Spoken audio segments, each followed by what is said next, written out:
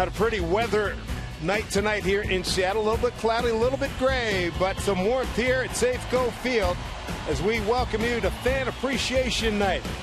Thank you so much for the great support that you Mariner fans have provided the Mariners through this year and all the years as we welcome you to Mariner baseball tonight. The final 3 games of the season.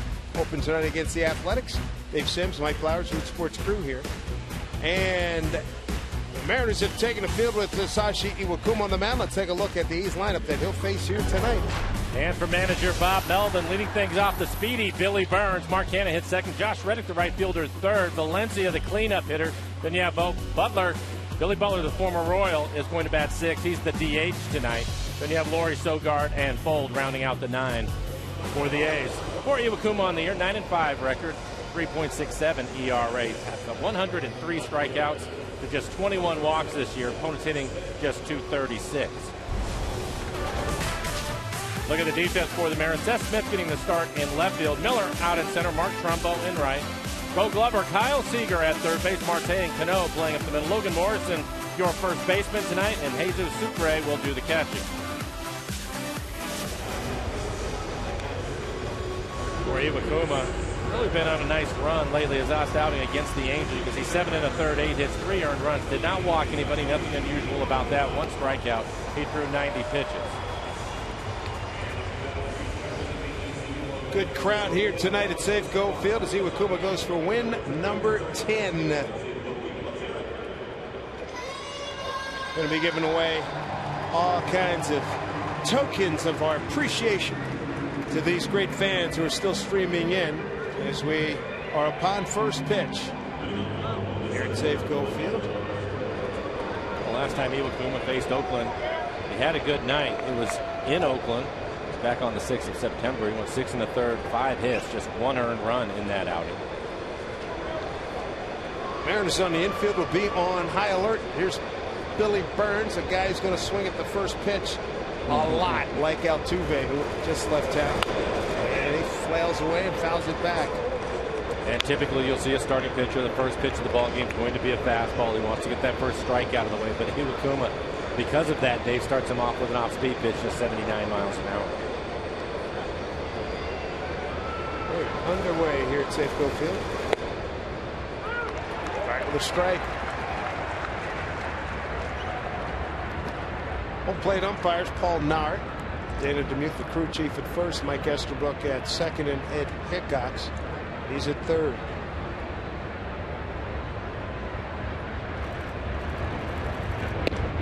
Worked inside for ball 1. And for Iwakuma on the year, his fastball average has been about 88 miles an hour. As everybody knows about his splitter, but also mix in a slider and a curveball. Occasionally throw a cut fastball. Swing and a miss. Tag applied. Well, now it says you're out.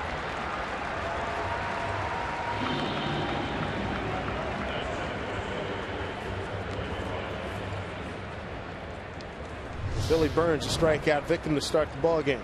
And for Burns, I think he thought he fouled it off. It's not the case. You see Sucre putting the tag on him. Brings up Mark Hanna, first baseman. A's had yesterday off, as did the Mariners. A's were in Anaheim and lost 2 out of 3 in their last series. Mariners have enjoyed great success against Oakland this year, a record of 12-4, which includes 5-1 here at home and 7-3 in Oakland against the Athletics. Bob Melvin's team in last place in the division. That ball goes foul.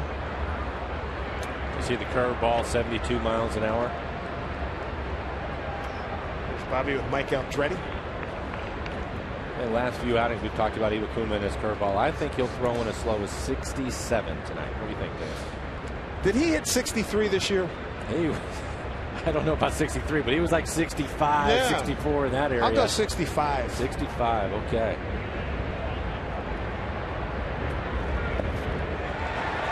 A couple strikeouts to begin this ball game. Well, when you look at the A's, they've struggled this year. 10th in average, 9th in runs scored, 12th in home runs, 14th in slugging. As you take a look at this last pitch, another split. Good look at our Alaska Airlines Supermo. If Iwakuma keeps his split down there, he's going to have a lot of success. And the A's have really struggled.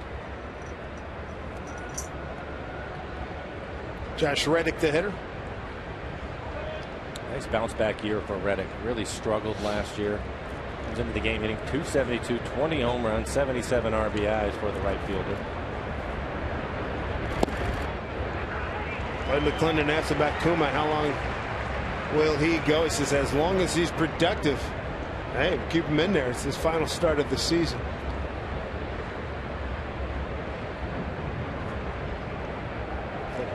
Good numbers there against Kuma.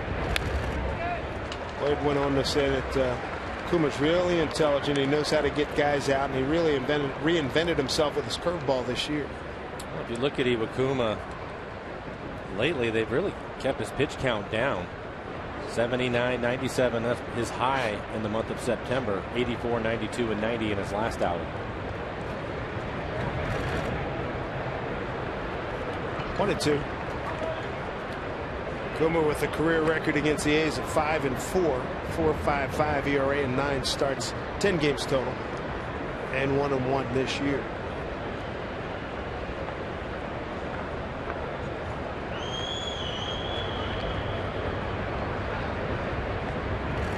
Swing and a miss, strikes out the side. Fine start by Iwakuma.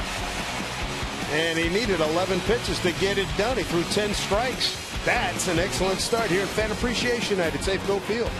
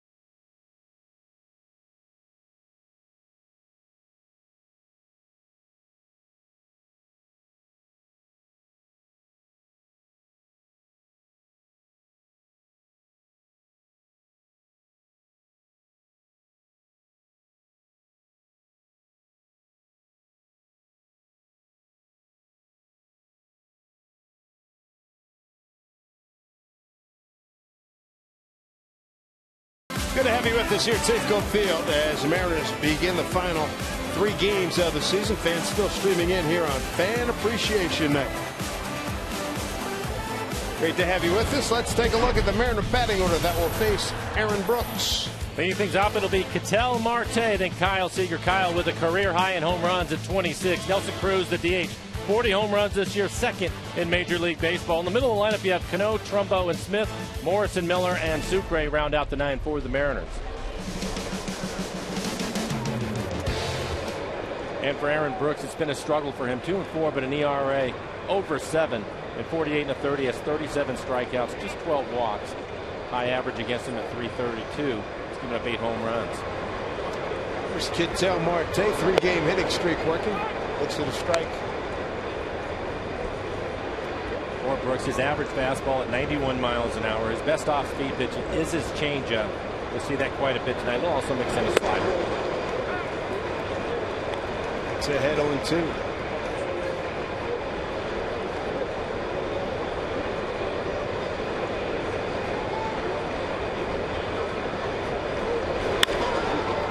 Slashed foul.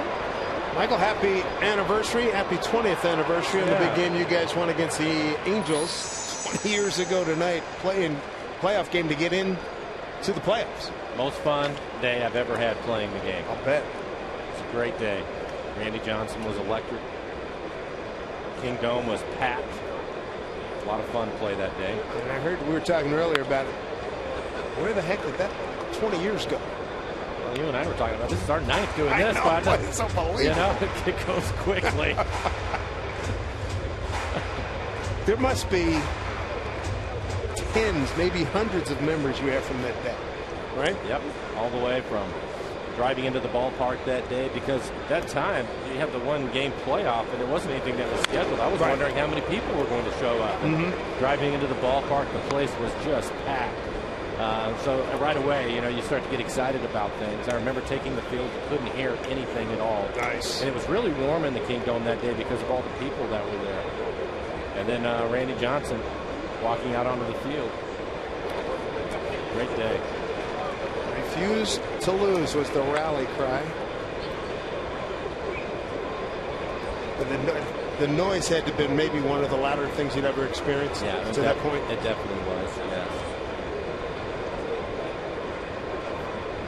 A lot of fun. A lot of fun playing in that game, especially since we won it. Well, you scored a big run. How many hits do you have in that game? I ended up 2 for 3 with a walk. I think I scored 2 runs. I was the leader of the pack on the bases loaded. Louis Soho clearing the bases. Rick Riz call. And I was the first one to score on that. A lot of fun. And prior to that, you and I were talking about it. Larry Stone had mentioned it to me about you not scoring on the sac fly, and you had a very good explanation why you didn't score on that sac fly to right field. Well, backed up the middle. Shortstop Sogard's there.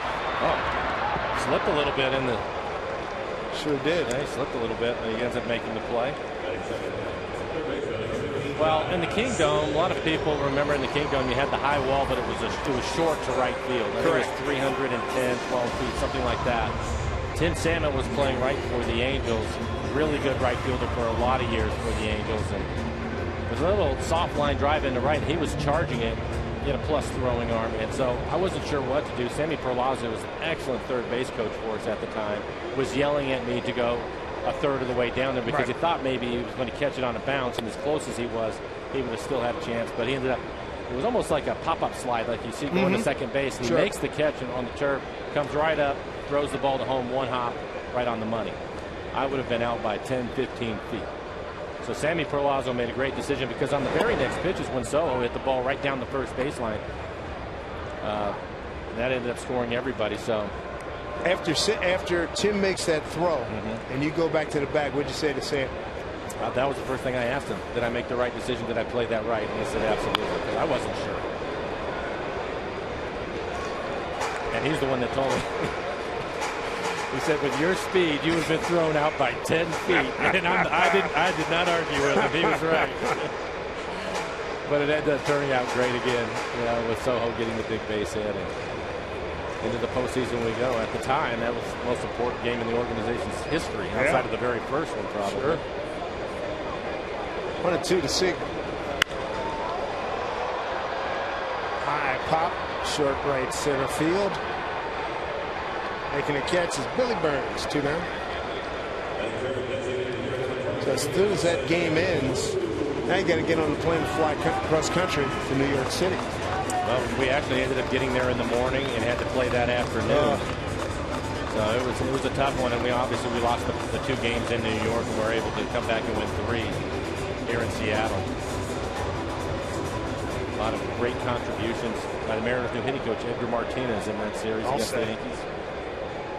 There's Nelson Cruz, still has that ailing quad muscle, and it has really affected his swinging. He's 1 for 12 in this homestand. His batting average is down to 301. Let's see him finish over 300.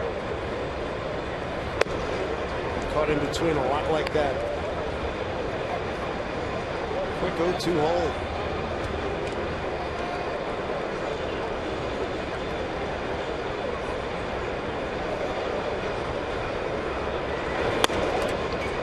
To have a foundation in a base, and Nelson generates a lot of power through his legs and his hips, and you have to think that quad, and we've been watching the last couple of days, it's probably the worst that we've seen as far as running goes. Reaches out and pulls that one. Throwing across is Danny Valencia. Mariners go in order in the first. No score here at Safeco Field.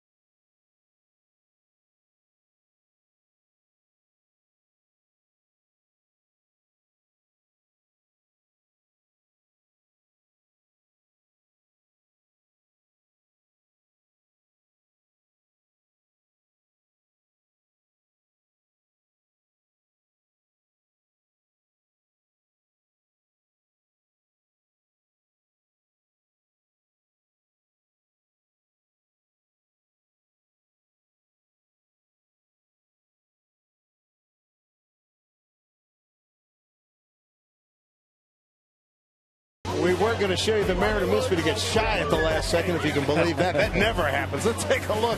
Our hunt for October. Big games. Angels 1-1 top of the 8th. Houston 5-0 at Arizona. Kansas City 3-1 over Minnesota.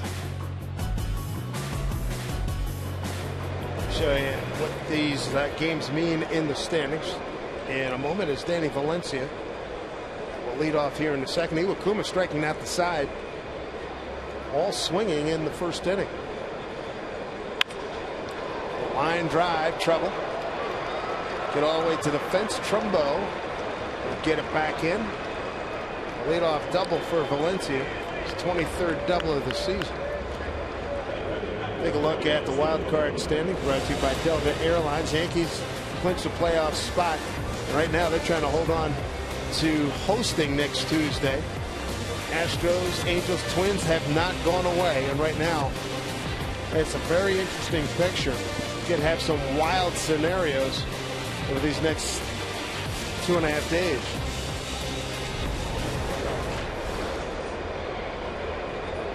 Good to see Stephen Vogt back in action. Last time we saw him, he was catching and took an incredible. I've never seen a catcher get hit the way he got hit in the man region, and then the reaction, how they had to carry him off. And he thanked everybody for their support. And well, it's good to see him back in uniform and playing again. Absolutely. I told him you had a lot of empathy in that Mariner dugout. Backing up Brad Miller. He gets under it. Tagging is Valencia, and he's in standing up at third base.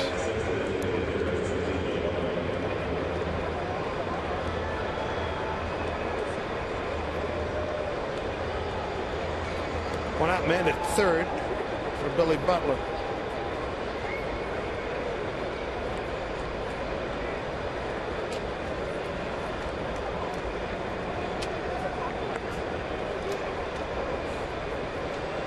And with one out, the Mariners will play their infield about halfway. Couple steps back behind the grass.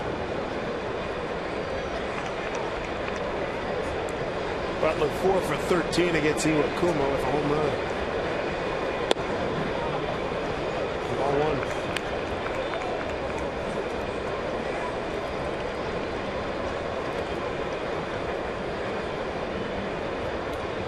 Iwakuma is pitching well, and he has been as of late.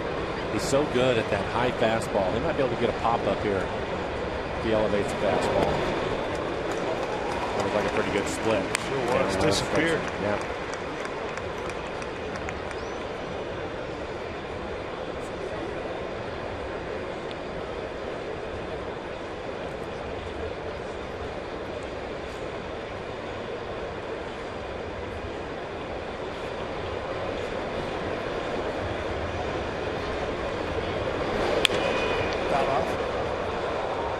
game, you had an opportunity to meet and greet the Root Sports Fan of the Month, Fan of the Year from Alaska, Washington, Idaho, and Oregon, I guess it was. Yeah, good people. The ultimate Northwest fans. Good people. They're very nice people. They were really excited. I think more than anything, you get a chance to get down on the field, and had some great pictures that they had sent in this year. But really excited to be here, and they're going to be here for the weekend and enjoy everything. There's the high fastball we were talking about. But yes, so it was great to have him out, get a chance to meet them and shake their hand. 2 outs after Akuma's 4th strikeout. Fan appreciation night here at Safeco Field.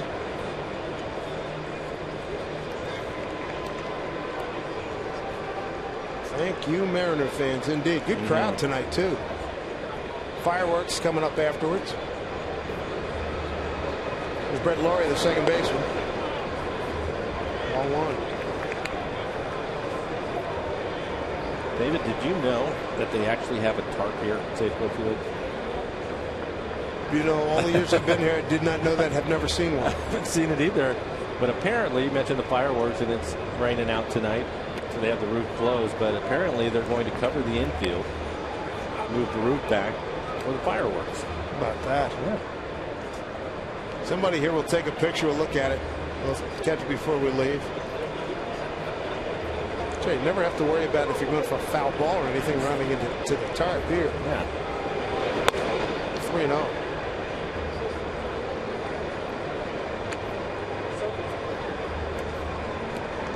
Beauty of this roof, you can pull that baby back. That was not the case in the Kingdom. No, it wasn't. I can't tell you, Dave, how many times I would walk out of the Kingdom after playing a Sunday day game and not realizing that it was still daytime until you walk out. The sun is out. It's like being at a Vegas casino, right? Yeah, you're so used to playing at night anyway, and then in there, obviously, you're not going to see any sunlight. So this is much better as far as that goes. Oh my goodness. You guys must have felt like you're on another planet when they put this ballpark up, right? Wow. And you actually look up and see sky. Yeah.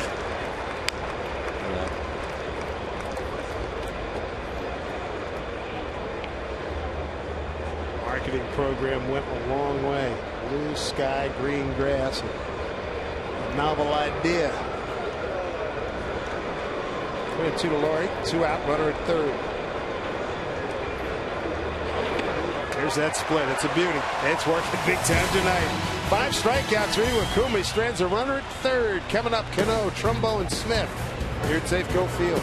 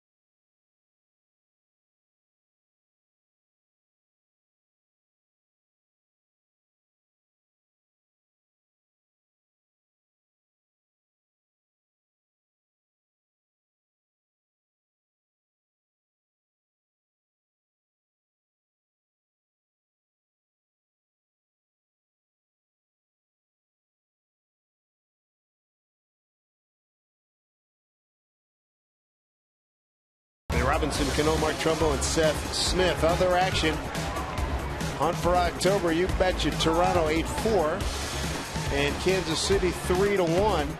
That's bottom 8. And that's for the best record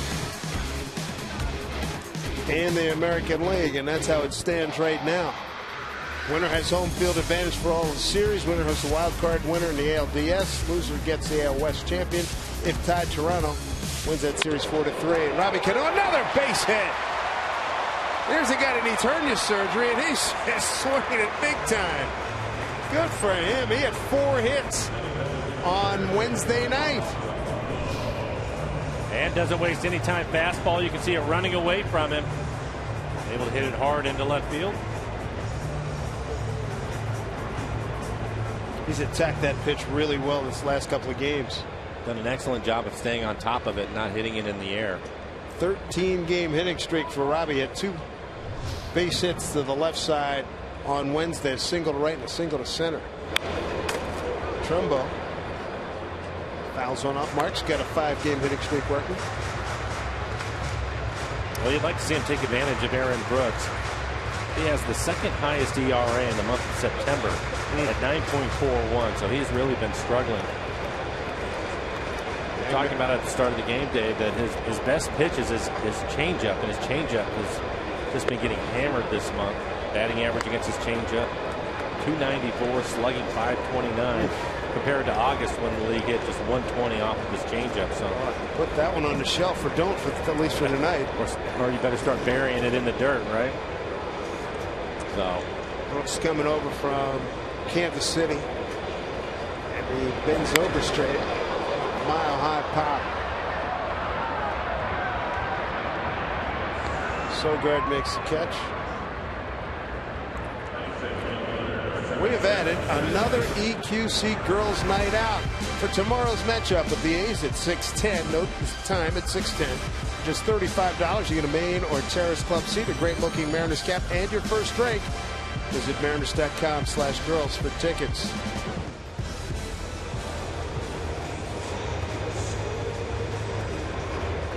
Seth Smith will be the hitter.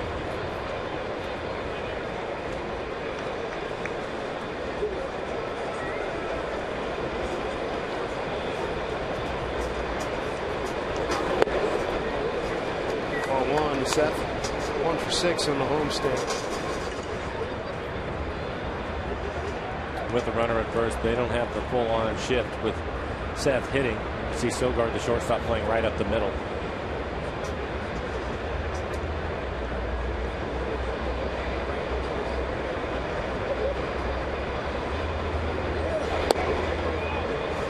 Good count for Seth at 2-0.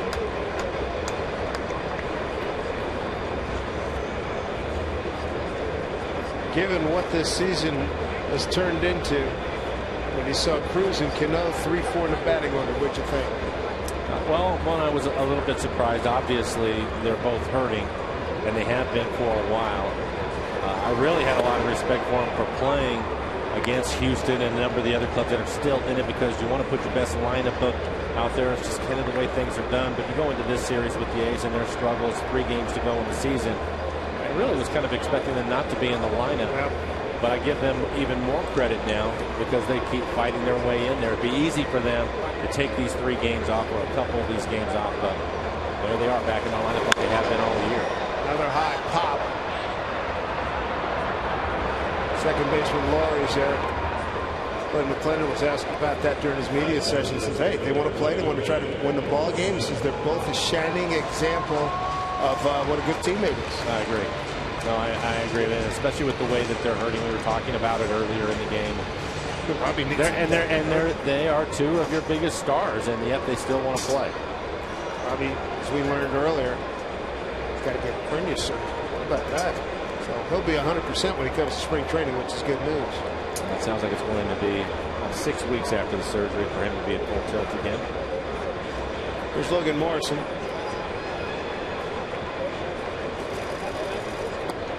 That's another thing with Logan yesterday. He was out early with Edgar Martinez, still working. Season, you know, again, you look at it, it was on Wednesday. The guys had yesterday off, but out early on Wednesday with Edgar, still working, trying to get better, get things figured out. And a lot of it is to take it into the winter. Have a plan going into your winter so that you come to spring training able to make the adjustments. Down the line, hit well, and it is going to go foul. Again, that was on the changeup, and it was elevated out over the plate. You can see it on the EQC tracer. So Logan trying to take advantage of it. Changeup up in the zone is typically going to get hit hard at this level. And Logan just out in front of it a little bit. A little bit quick on that one. Logan with 17 home runs. Career best in the big leagues. He had 23 for the Marlins back in 2011. Check swing goes foul.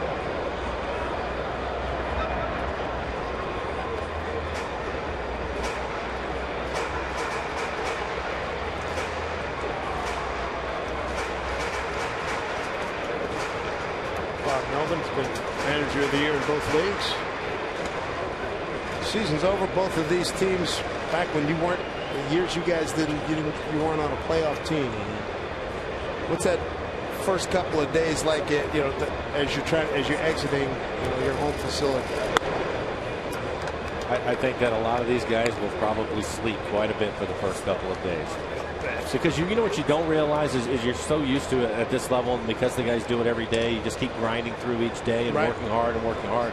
And I think all of a sudden you wake up one morning and you have the winter off, and just mentally you just get to a point to where you're just so relaxed, and a lot of these guys don't realize the stress and the travel and all the things that they are under as they move through an entire season. So they're going to get a lot of rest, I would imagine, the first couple of days. Now the pop, 4 guys going for it. He's going to take charge. Center fielder Burns does.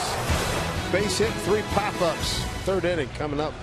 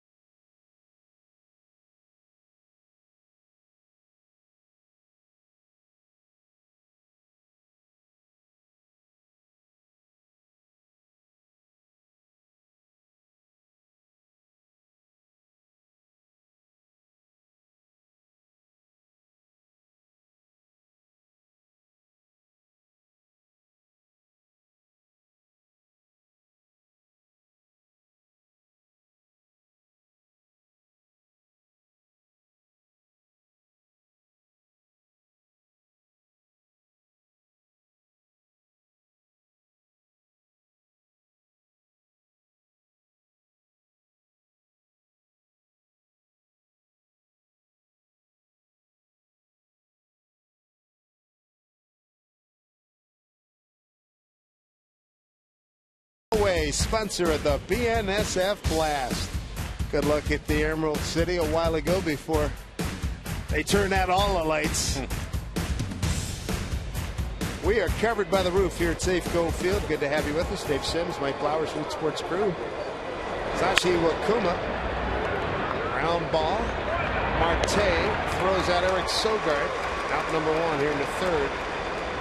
First 7 men that Iwakuma faced, he struck out 5. In the first 2 innings, all 5 strikeouts, swinging 24 pitches, 17 strikes. Brings up Sam Fold, left fielder tonight.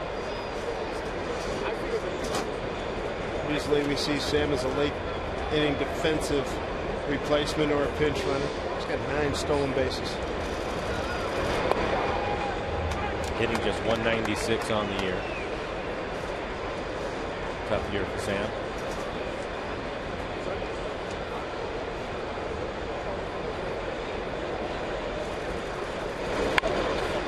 Finds right through the 6 hole. Albert Pujols with an RBI single scores Mike Trout, who had tripled. Top of the ninth, it's 2-1 Angels. Take a look at our Coors Banquet timeless moment. 1938, Bob Feller. 18 Tigers strikeouts. That's an MLB single game record that stood for more than 30 years. Wild Man was born in 1923, so listening to that game on the radio or hearing about that game, I heard about Bob Feller so much when I was a kid. It was unbelievable.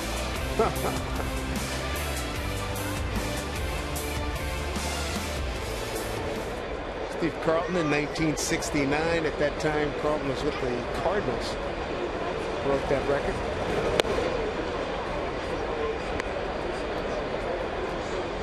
Top of the order in Billy Burns. Rapid Robert Feller, Van Meter, Iowa. We had the pleasure of seeing Mr. Feller a few years ago before he passed. We'd see him every time we'd go into Cleveland.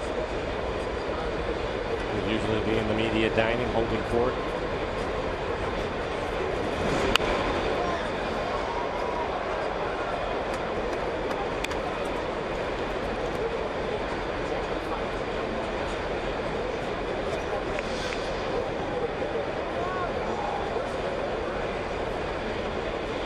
Burns can handle the bat, and he can really get down the line to Kyle Seager playing in on the grass. Take the bunt away from him.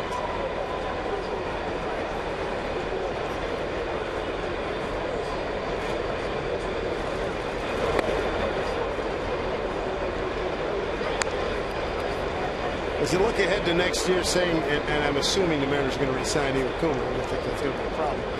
They'll negotiate the numbers, but I'd like to have him healthy for 35 starts. That's huge. Got to happen.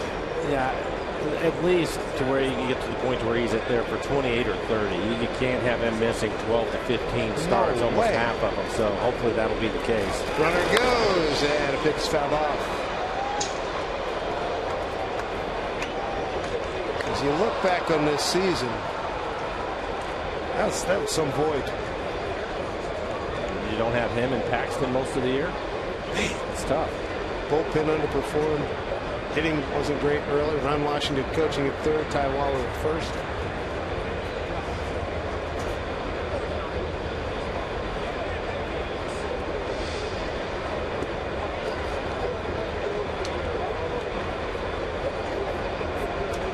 We talk about the bullpen too, but think about the amount of pressure and how many games that they had to pitch and come into games early because you don't have Iwakuma or Paxton out there. Iwakuma typically is going to throw anywhere from 95 to 100 pitches, but he's so efficient, he typically will work through 7 innings. Easy. And that takes a lot of pressure off your bullpen.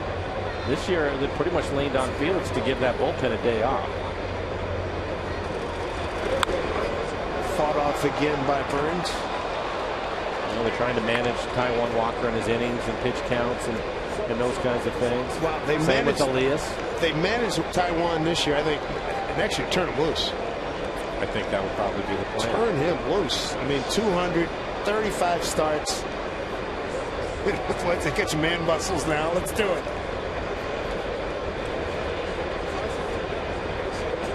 Hopefully, Felix stays Felix. A punch shot center field. Brad Miller coming on. And they'll play it and hold it to a single.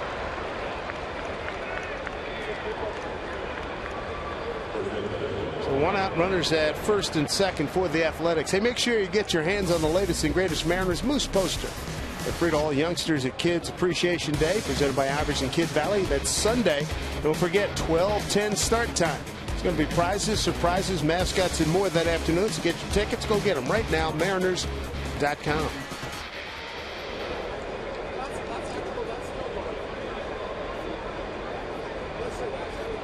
Mark Canha, strikeout victim in the first inning.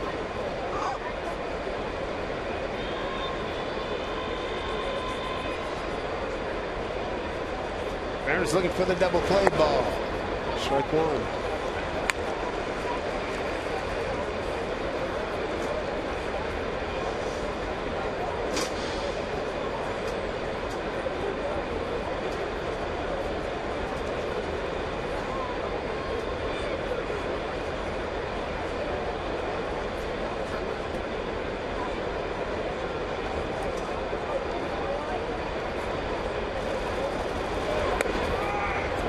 first. And that play on. Throw to second. Ball gets away. Full getting waved on. Here's a throw to the plate. It is not in time. Gets away from Sucre and heading all the way to third is Billy Burns. And I think Marte may pick up 2 errors on the play. Oh, boy. It's hard to tell if the runner was in the way at second on the throw from Morrison, but it looked as if it was a pretty good throw, and he just missed it. And then throwing the ball past Sucre, allowing Burns to move all the way around to third. So a lot going on in this play. Quick snap throw. Logan thought he had a chance with the runner at second. E3, E6 is the ruling. Man, oh man. And the throw, I think, would have been in time if Sucre had been able to handle it. Yep. Sloppy. 1-1 pitch to Kennett. Drawn in infield. 1 out. Run on the board.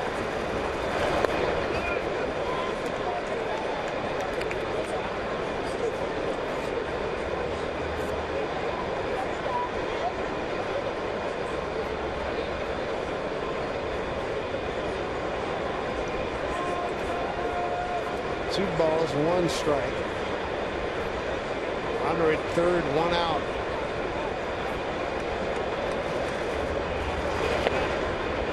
Infield is in. Billy Burns, the runner, at third base. I would not be surprised if he goes on contact. So the guys on the infield are going to have to get rid of it in a hurry.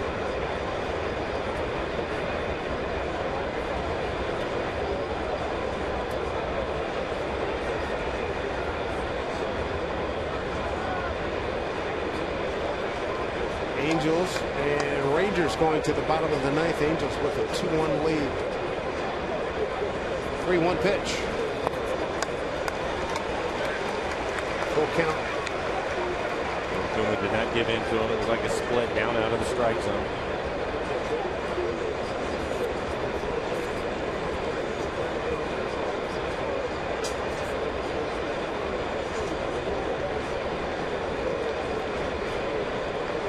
Outfield straight away for Canna. Got some pop with 15 home runs. 1 out. Runner at third. Payoff pitch. Struck him out. Strikeout number 6 for Eagle Kuma. 2 down here in the third.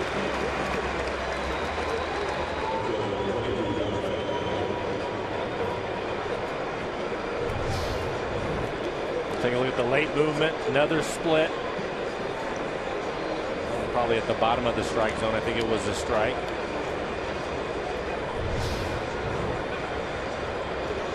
Kuma's got to get Josh Reddick. Struck him out on a 1-2 pitch to end the first inning.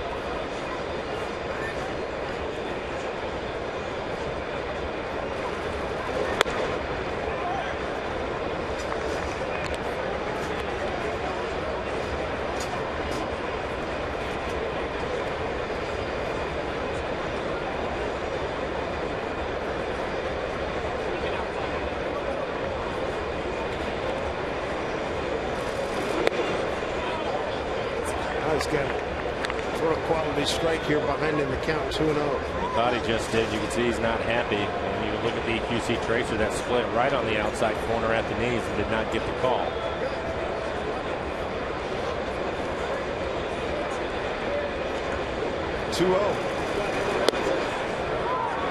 Goes back with a strike.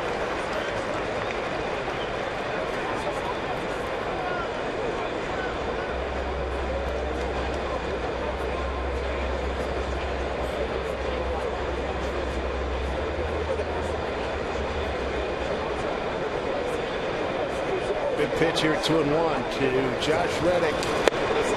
Swings through.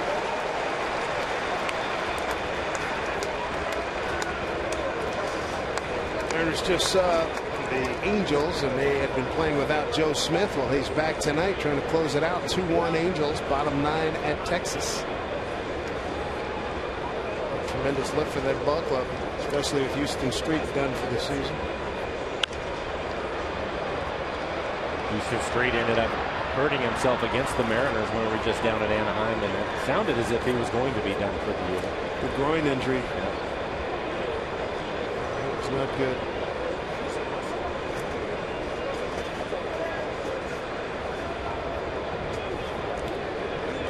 The one guy who's in that group, he's an A's fan, he ends up at the baseball. Good for him.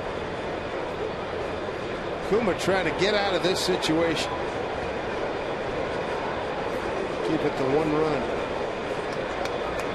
2-2 pitch. He got him. That's strikeout number 7.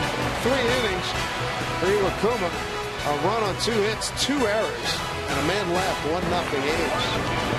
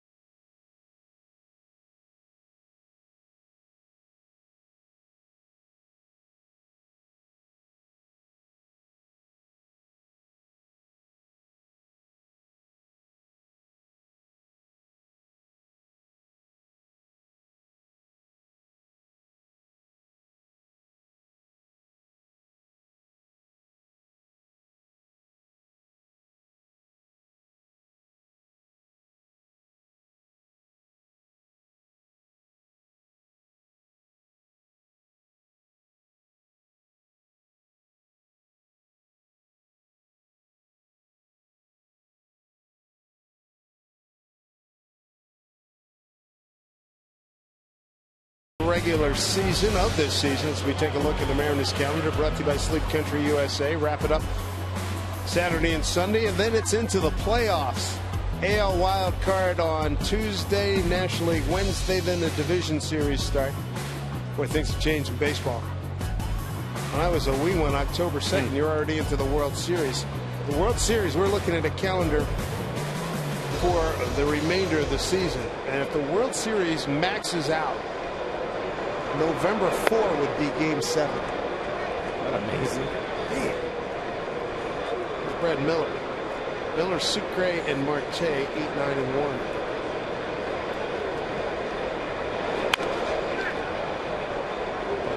You're talking November 1 in a northern city, cold city of Chicago or New York. Oh my goodness. There's no telling what you can have. It could be fabulous, but it also could be an absolute nightmare. Toronto has their going. They can That's a plus. Cover things up. Same with Houston. Brad shoots one left side.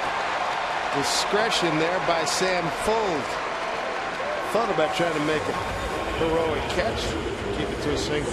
Back-to-back innings that the Mariners have been able to get their leadoff hitter on. This time it'll be Brad Miller, really having a nice month of September. As you take a look at our last Airline Super Bowl and the way that Brad stays behind that last pitch of fastball at 93 miles an hour and hit it hard in the left.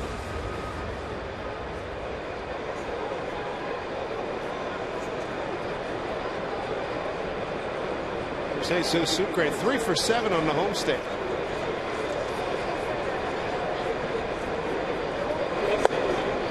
Strike one to Jesus. Wednesday night, easily the best hitting night of his career. 3 singles to center field. Drove in a run and scored a run, 3 for 4.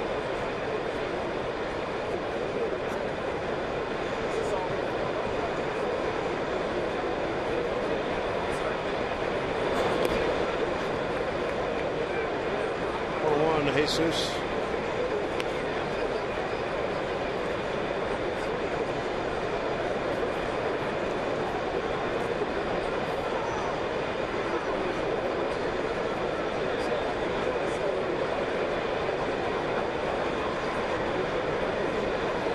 No hurry. Here's the 1-1 pitch. Foul back.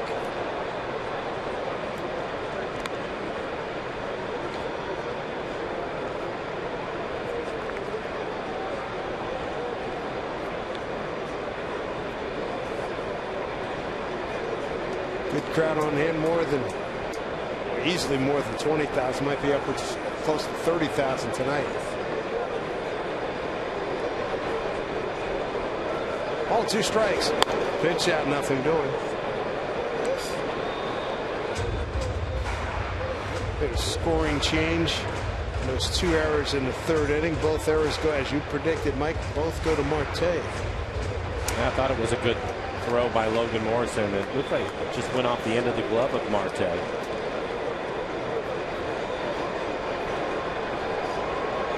2-2 to Sucre. Foul back.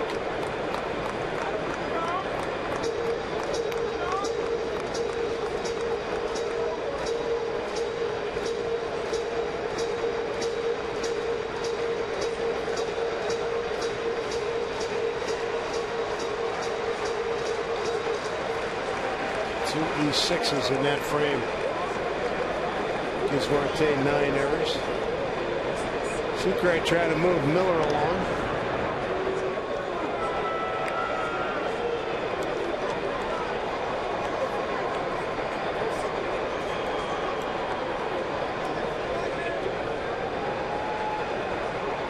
Sucre's had a number of pitches to handle up out over the plate, including a couple of changeups. Fouling them off. Tremendous break. Baltimore chop off the plate. They're able to get Sucre. Miller got a tremendous jump. Tried to time it, and Brett actually took off and then stopped because he was so early, but the pitcher, Aaron Brooks, never saw him. I don't think anybody said anything either. Usually you can hear the infielders yelling for him to step off. We'll take a look at Brett. He'll take off and then almost stop right there. And he was at second. And now the ball comes down. Oh, man. Good speed out there at second base. Brad Miller, 1 out. And Rick Griffin giving it to him. That's funny. Marte grounded out to short first time up. Taking charge of Sogard. Quick. 2 outs. 2 outs in the 3rd. Updated for you folks. Here we go. Mike Trout a triple. Albert Pujols a single in the 9th. 2-1 final. Houston 7-1. Carlos Correa just hit a home run for the Astros. And bottom 9, Minnesota on the short end. And here's how it reflects in the standings. With Arizona holding a half-game lead on the Angels.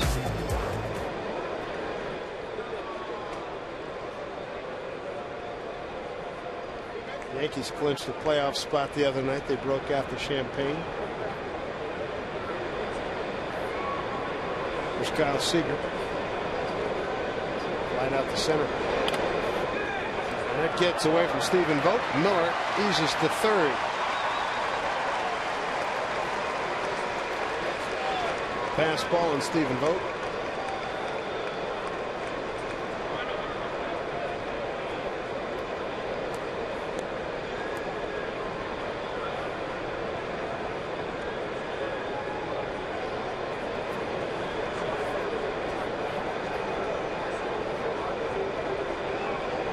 Two outs, tying run at 3rd for Seager. 1-0 pitch from Brooks. It did hit him. Yeah, he hit him.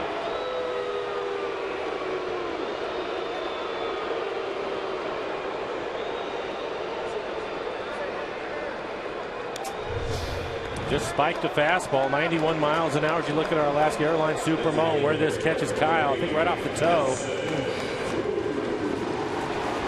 Taking him a little bit of time to walk that one off.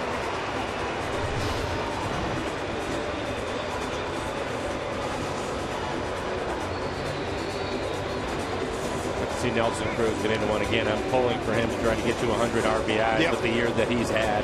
Hitting .301, 44 home runs, and 92 RBIs.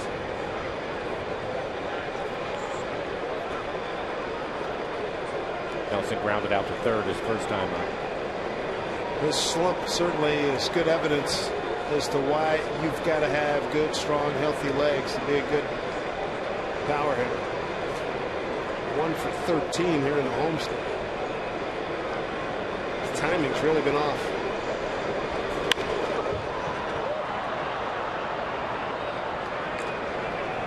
It's been noticeable with the way that he's been running too. It's getting worse, not better for him. In terms of hitting, in terms of driving off that back leg, makes it real tough. Well, not just that, but if you think about it, he doesn't have much of a stride. But when you go to take your stride, tendency when you have issues with your legs is to stand up, and once you do that, you're going to lose all your power. Up the middle, and that's Laurie, the second baseman, throwing him out. Anderson, the runner in the third, trail 1-0.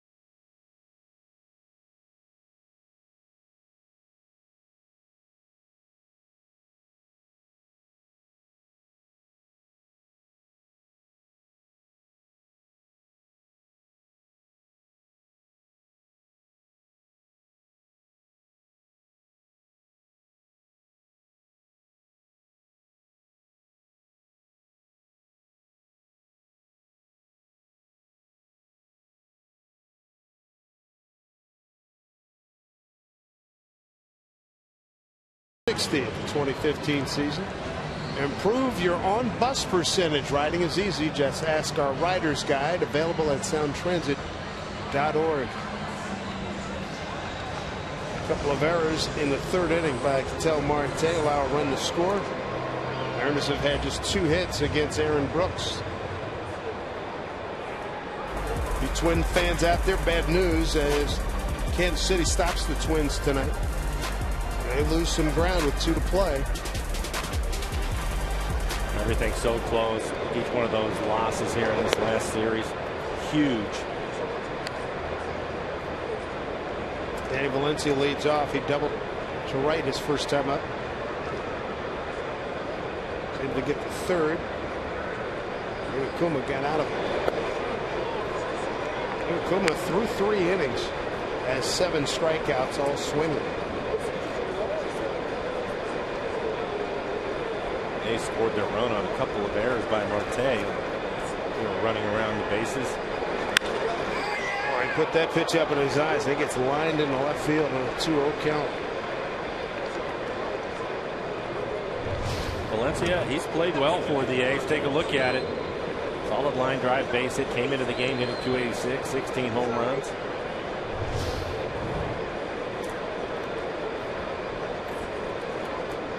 Brings up Stephen Vogt. 18 homers, 70 runs batted in. Second in home runs on the team to Josh Reddick. Second to Josh in RBIs as well.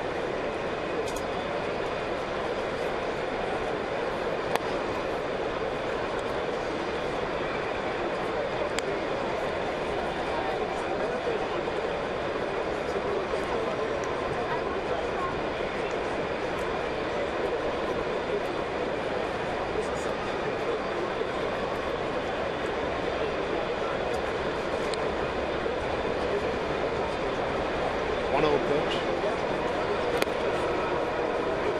Kuma behind 2-0. Back-to-back hitters falling behind. And he's hit 50 pitches, 32 strikes. 14 batters faced, just 7 first pitch strikes.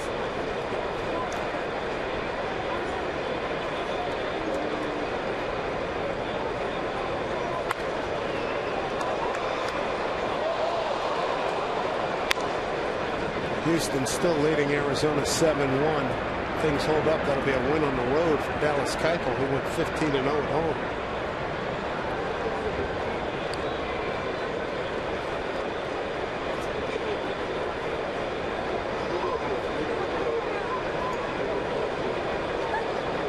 Not much of a lead by Valencia. 2-1 pitch here.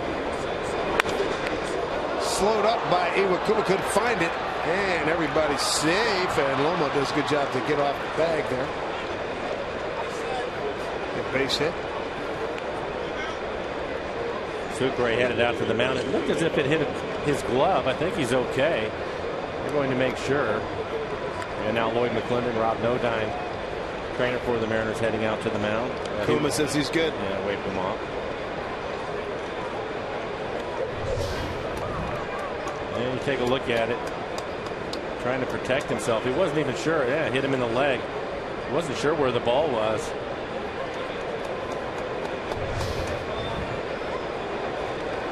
It's 5 hits now for the Athletics. Runners at first and second for Billy Butler. Struck out on a 1-2 pitch. He's back in the second inning.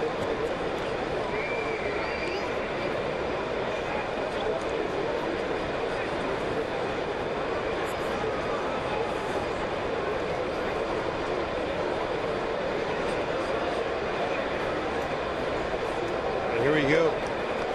Butler 4 for 14 with a homer against Iwakuma. Slaps this one right field.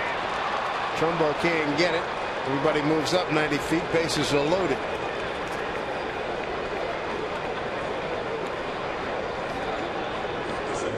Just station to station in this inning. First base hit for the A's with a runner in scoring position. They're 1 for 6.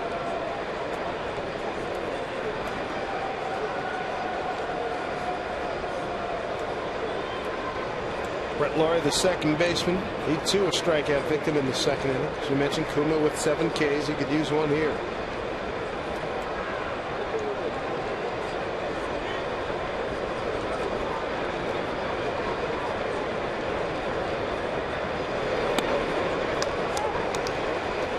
Strike one to Brett.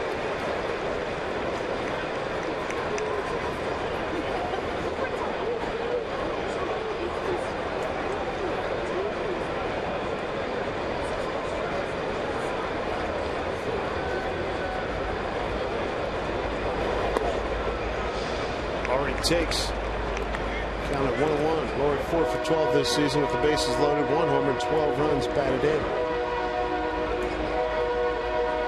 Base is filled with A's. Valencia, Vogt, and Butler.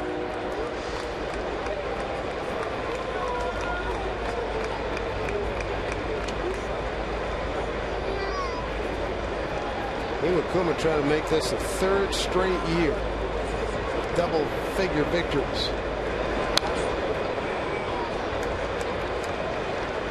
First year with Seattle, he went 9-5, then came back 14-6, 15-9 last year, 9-5 this year.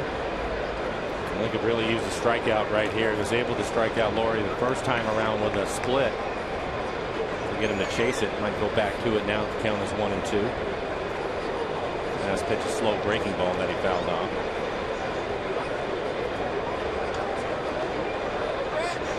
One, 2 to Brett Laurie. Ball 2.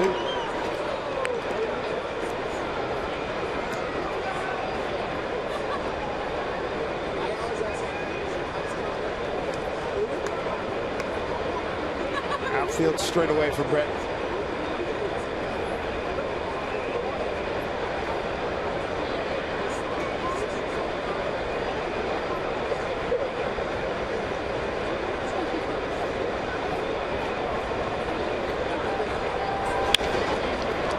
Lomo going to get 1, and that's it. 1 run scores.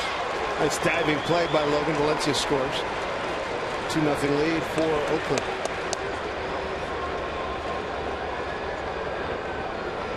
Talked about it with Logan this year. Really had a fine year defensively for the Mariners.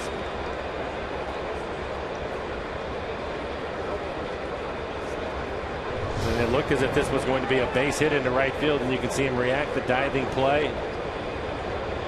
Butler does not run well, so it's an easy play to get him at second. First choice RBI for Laurie. Run in, runners at the corners. Voted third, Laurie at first. Rick Sugard now.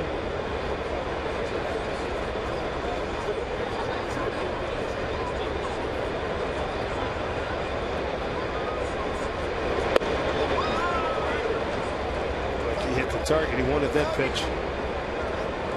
Not real happy with the home plate umpire, Paul Mauer, calling balls and strikes tonight. And a number of pitches, especially at the bottom of the strike zone, that Iwakuma has been asking for. Hasn't been able to get.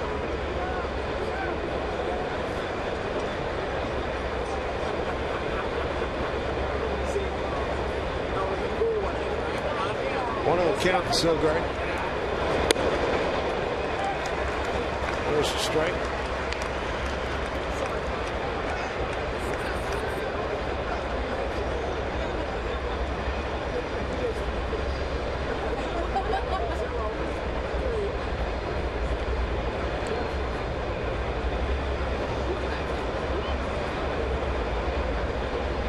Always very deliberate when a couple of men are on base. He's got runners at the corners, a 1-1 count, 1 out.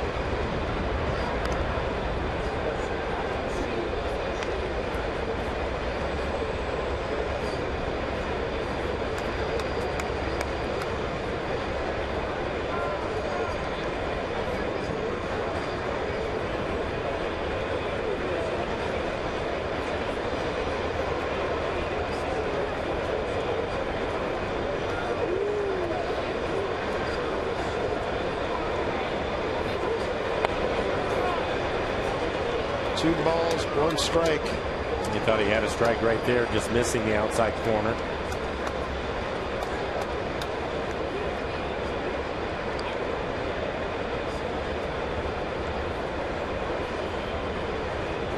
It's got to make pitchers absolutely nuts. I've been living there all year, pal.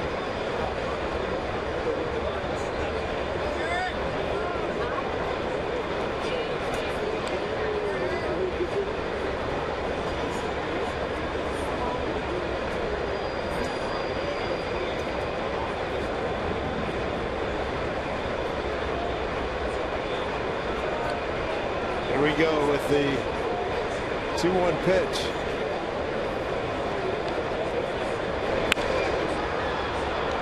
Yeah, it's a foul ball. 2-2.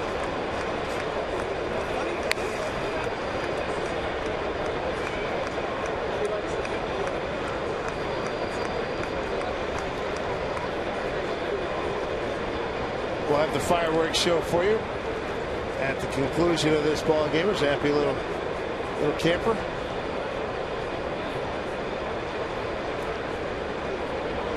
Right now, this game's come to a grinding halt. Puma taking even more time. He typically is deliberate with runners on base, especially if they're in scoring position, but he is really taking his time tonight. 2-2 pitch. Fouled off.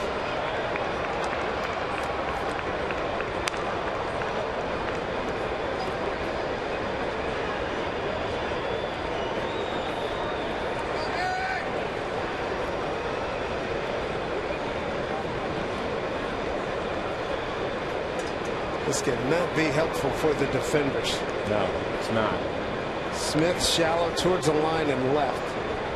Miller hands on hip and center, shading towards left. Trumbo straight away and right.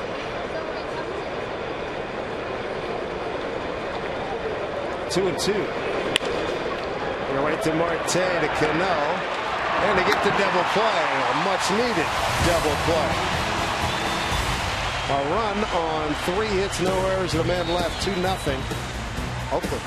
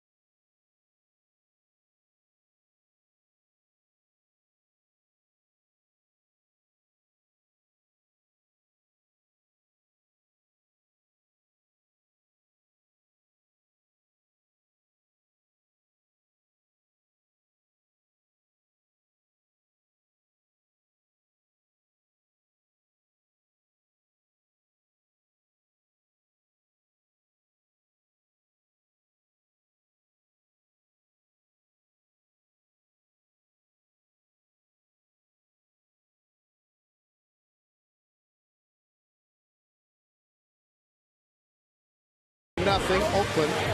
First of 3 as we wrap up the season. And going on right now, Mariners Team Store offering a cool gift with purchase. Get a free Mariners cooler bag.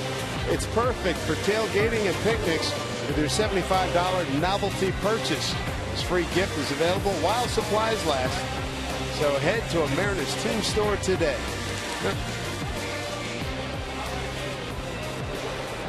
Charlie Furbush, the oft-times host of Bullpen Banter with Rick Riz on the radio side. It will be nice to have him healthy. You got that next year, back in the bullpen. Missed a lot of time this year. Club certainly felt that.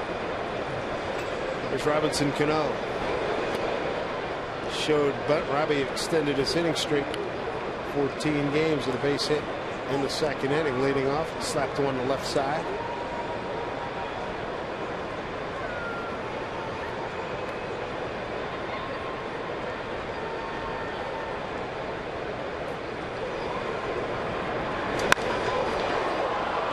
High fly ball, medium right field.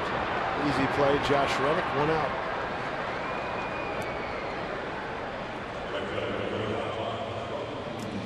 Don't forget, after the game, stick around for Mariners post game presented by Delta Airlines. Brad Adam, Bill Kruger, Angie Mentig, and Jen Mueller have all the post game highlights and info and interviews. And then you'll also get to see the fireworks show. Another extravaganza, the final one of the season here at Safeco Field.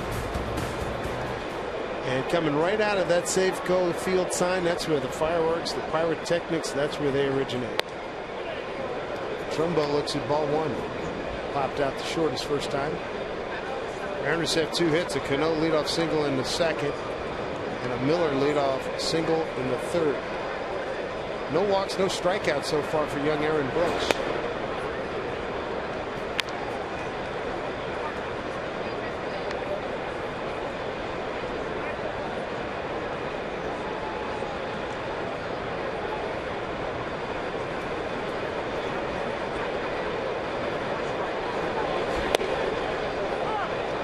To the outside corner.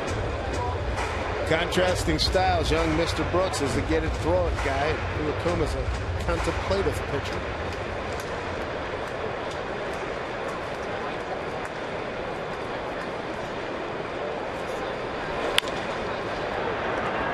And nicely in a hop by Valencia. 2 down.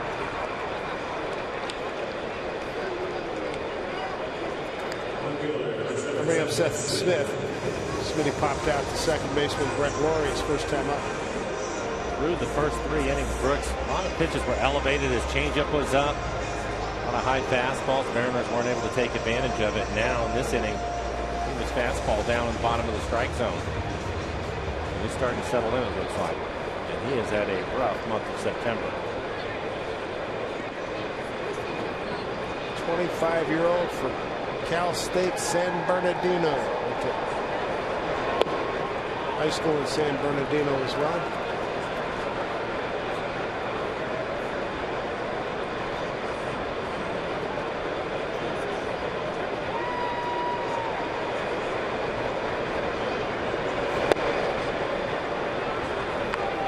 Juno Seth.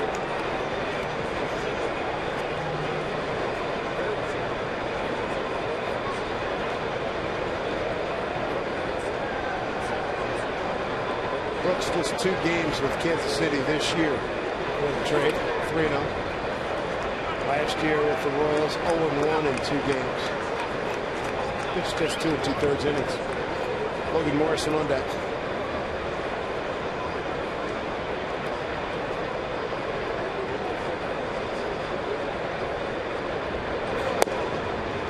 Pitch walk to Seth. Bring the tying run into the plate. In the person of Logan Morrison. First walk issued by Brooks. Logan flew out to center field his first time up. All 4 pitches to Seth Smith down out of the strike zone. He's trying to make an adjustment.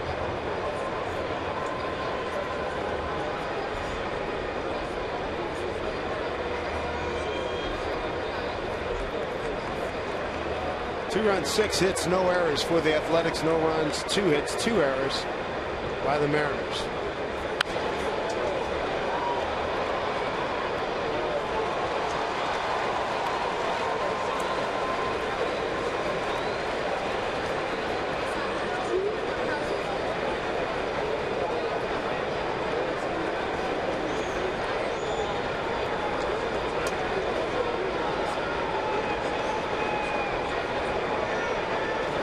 Shift on for Lomo.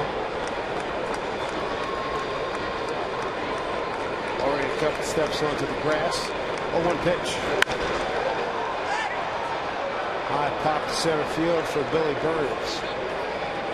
That'll do it for the Mariners here in the fourth inning. Get a man aboard, leave them there. 2-0 Athletics.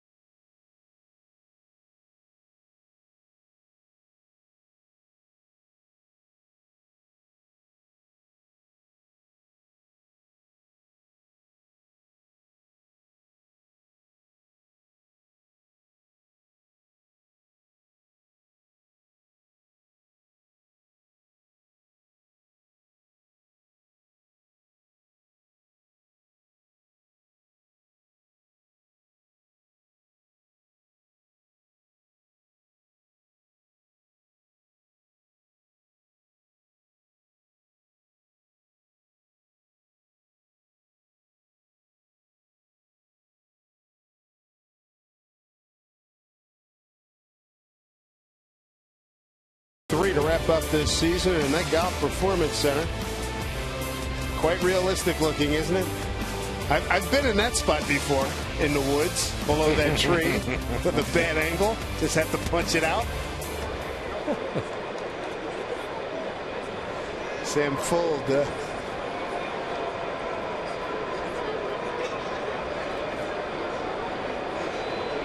Sam Fuld to lead it off, followed by Billy Burns and Mark Canha. I'm a bit surprised to hear you say you would just punch it out there. From there, from that shot? I'm not going to rip it, have it hit a tree, and come back.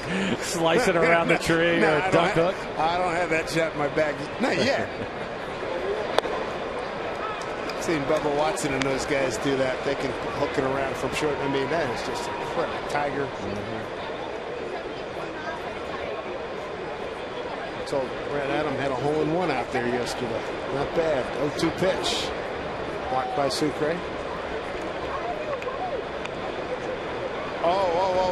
The clarification, he was playing golf for real. He was outside playing golf and had a hole-in-one. Brad, you didn't mention that to me. What's up with that? Come on. He told me about it. It was out at Trophy Lake.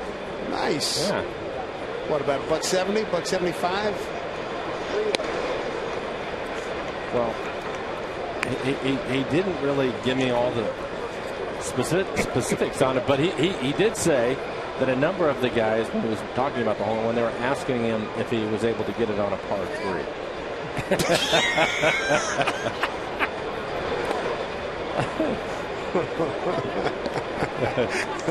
I hope he sported for the fellas afterwards.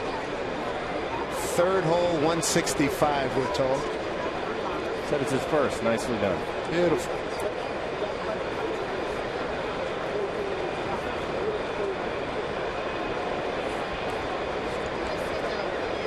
Full count here. The Fuld. Omo, nice play. Kuma gets over. Well, that's close. And he got him. Pitcher's fielding practice paying off right there. Something they work on all spring long. And Kuma makes it look easy.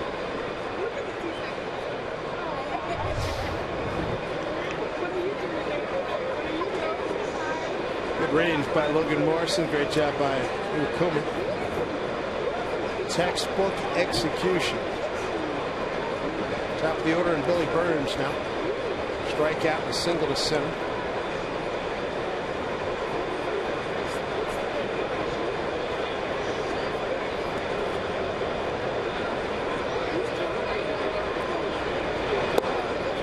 Strike one.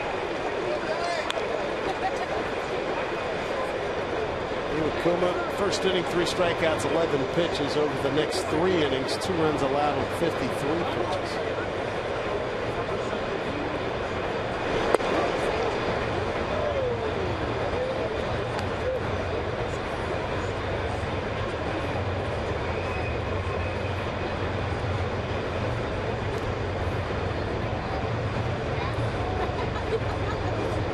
Seager creeping in at third. And there's called strike 2. Trying to keep his fastball in on the hands of Burns.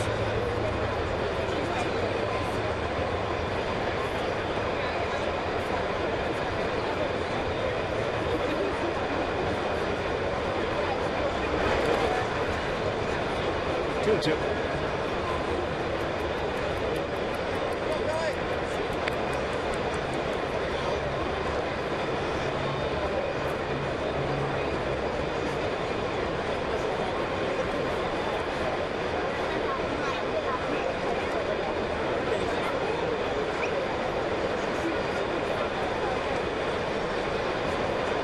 See if he can put him away. 2-2 pitch.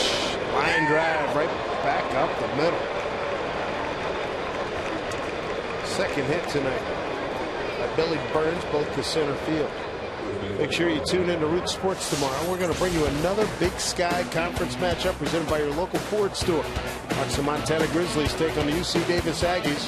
Action continues tomorrow, 1 p.m. Pacific, right here in Root Sports, the home of Big Sky football.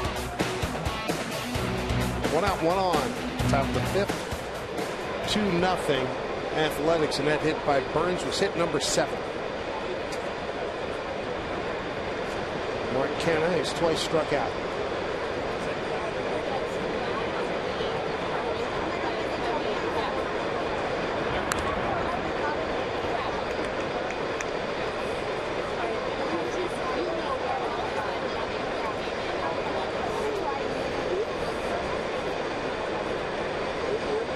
Burns, a real stolen base threat.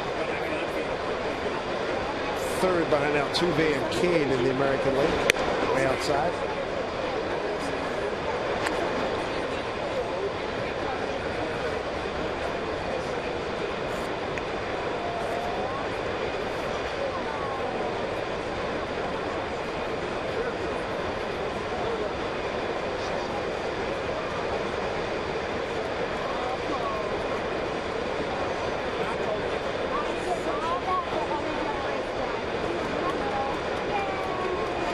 Pitch.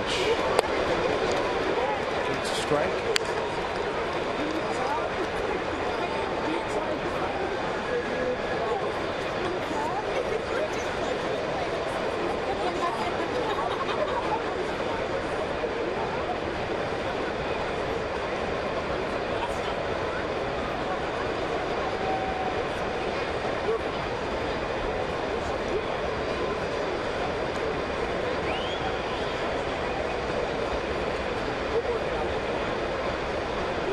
Holds, and another strike. 1-2. Well located fastball right on the outside corner.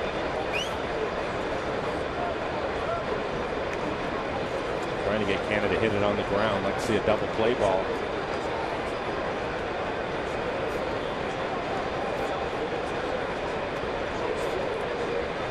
Mariners have turned 1 double play. That was in the 4th.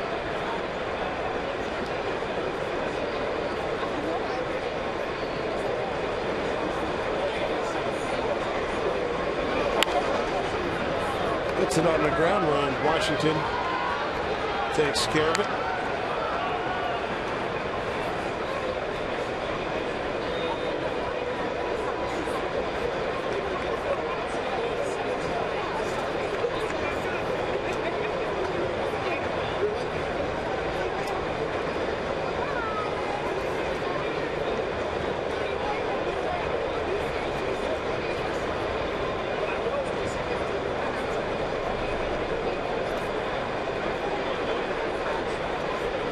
Kuma with the 1-2 pitch here.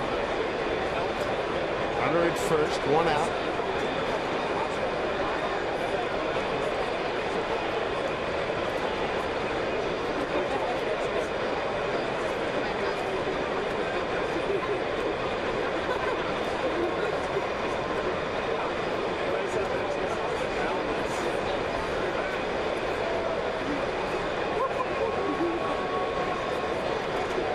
Decent lead at first.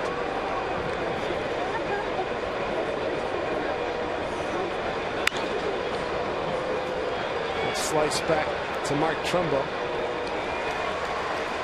And he's there for out number 2. Oh, we talked about it earlier. Checking our Geico This Day in MLB history. Randy Johnson 3-hit complete game to beat the Angels. AL West tie-breaking game. Sends the Mariners to the League Division Series. I'm not sure what his velocity was at on that day, but I can tell you standing on the field, he looked like he was throwing every bit of 100 miles an hour. Believe it. And consistently, right? Yeah. He was dominant. 20 years ago.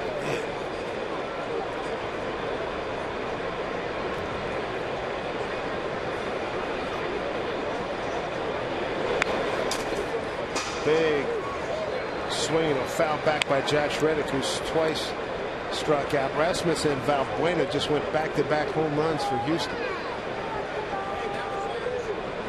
Playing in Arizona, straightaway center field, 2 bombs hit down there. Houston with a big lead. That scores 10-2 in the 6th. Houston at Arizona. And that will get in the right center field. Burns to third base. On the base hit by Reddick. Runners at the corners. 2 outs.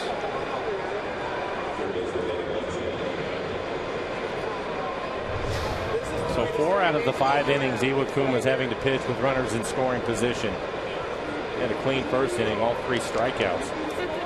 Last 4 innings, as you can see, Reddick staying with that pitch, kind of split down.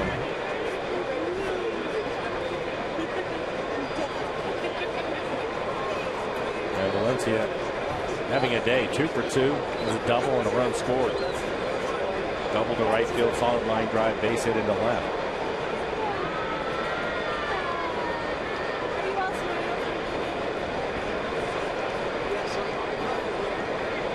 First pitch to Valencia.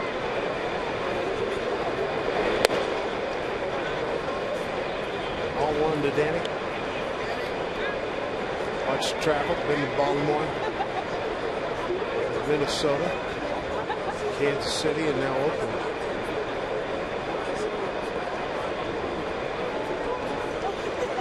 Iwakuma now at 83 pitches, 54 strikes. 22 batters faced, just 12 first pitch strikes tonight.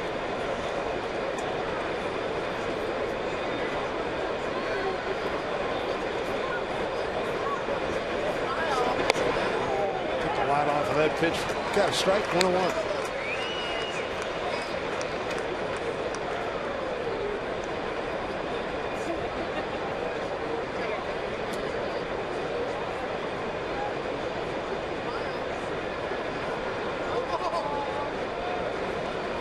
Starling Marte with a 12th inning 2-run walk-off homer to beat Cincinnati 6-4. Foul back. Pirates already have clinched the playoff spot. #1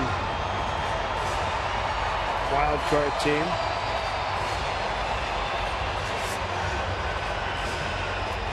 Slight lead over Chicago. Now a 2-game lead over the Cubbies.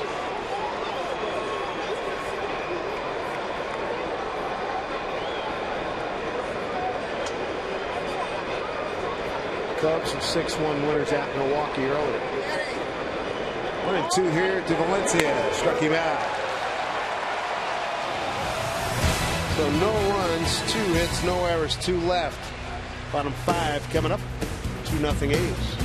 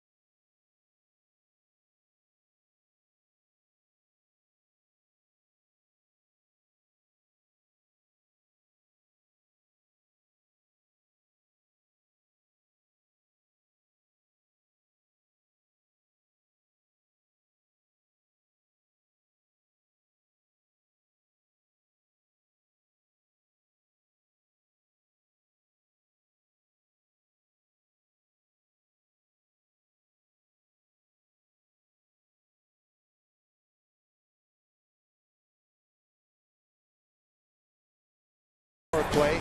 Sashi Iwakuma, 7 strikeouts through 3 innings. Through 5, he's got 8. He's done some nice work. Early on, he really had good command of his fastball. You can see him getting these strikeouts on the split. They're all down out of the strike zone. That's where he wants to throw it. There's an elevated fastball. But over the last couple of innings, really not throwing too many first pitch strikes, so he's having to work a little bit harder. He's been very deliberate tonight, especially with runners on base. But he's held Oakland to a 1 for 9 with runners in scoring position tonight. We've stranded 5 runners. Brad Miller has one of the 2 Mariner hits. He led off the 3rd with a single to left. Cano led off the 2nd with a single to left. Only 2 hits given up by Aaron Brooks.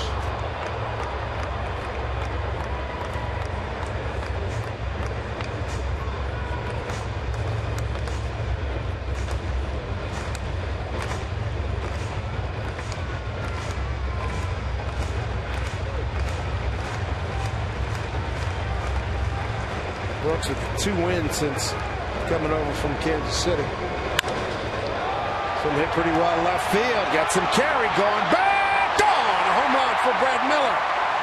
It is Miller time, and the Mariners on the board. It's 2-1 Oakland. For Brad, his 11th home run on the year.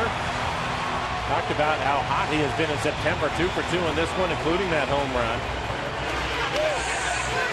Showing some pop going the other way. Take a look at our Alaska Airlines Supermo and the swing by Brad, staying behind this fastball, elevated fastball, probably up out of the strike zone. Nice work.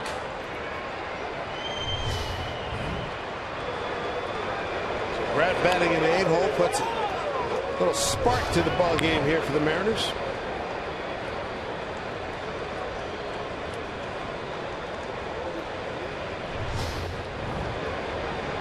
To Sucre. Strike 1.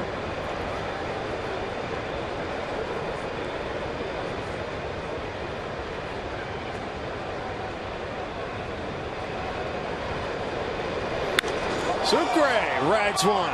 Deep left field. Full giving chase into the corner. Can't get it. Overran it. And Sucre is in with a double.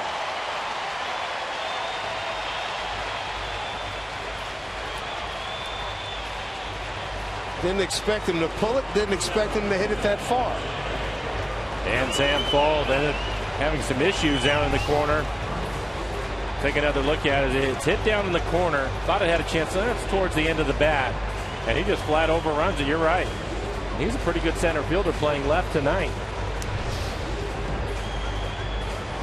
They run a long way, too.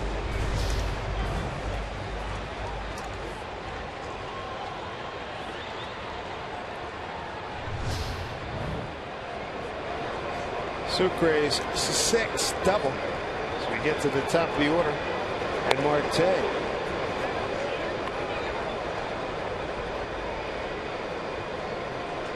Tell ground out to short and pop to short so far tonight.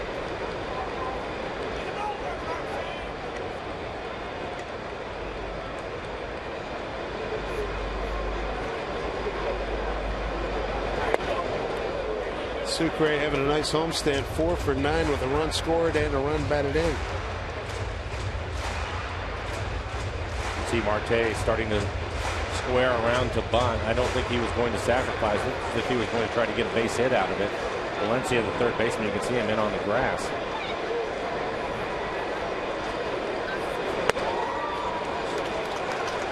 So 3-0 with Kyle Seager on deck.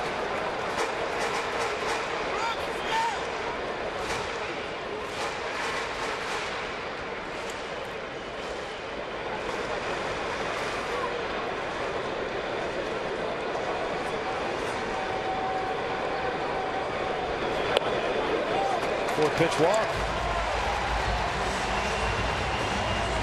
Second walk issued by Brooks. Runners at the corners. Run in. Nobody out. This copyrighted telecast is presented by authority of the Seattle Mariners and may not be reproduced or retransmitted in any form. And the accounts and descriptions of this game may not be disseminated without the express written consent of the Seattle Mariners. Pitching coach Kurt Young making a trip out to the mound. Nobody throwing in the pen for the A's. Aaron Brooks right now at 66 pitches, 38 strikes, 28 balls, 19 batters faced, just 8 first pitch strikes. A quick conversation as Kyle Seager is due up. Kyle was hit on the toe his last time up. Looks like he's fine. 0 for 1 tonight. He also flew out to center field.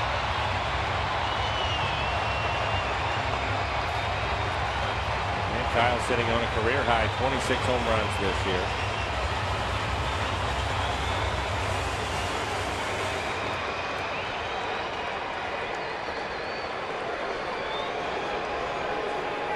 Good spot here for Seager and the Mariners. Nobody out. Runners at first and second. 0-1.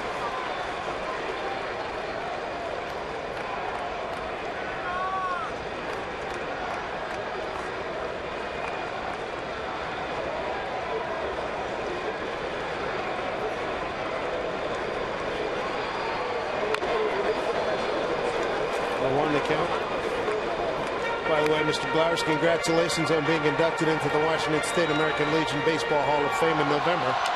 Thank you. Appreciate that. Yeah. Good what job. An honor. Congratulations. Looking forward to it. Going to be a lot of fun. Thank you. Get that speech ready. I'd like to accept on behalf of the Army. I want to thank you. I'll call you for some help. It's a great honor. Thank you. Yeah, it really was nice of him. Double play turned by the Athletics. I believe Sucre at third. Mariners are now 0 for 3 with runners in scoring position. And that will bring in Nelson Cruz. He's grounded out a couple of times. Once to the third, once to the second baseman.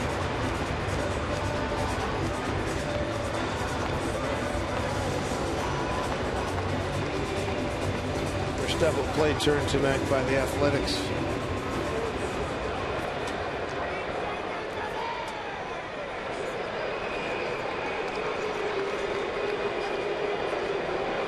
Third baseman Valencia deep. And that will just get out of the way of a diving Eric Sogard. Tie ball game at 2-2. RBI for Cruz, his 93rd. Just the second hit on the homestand, and it was a big one.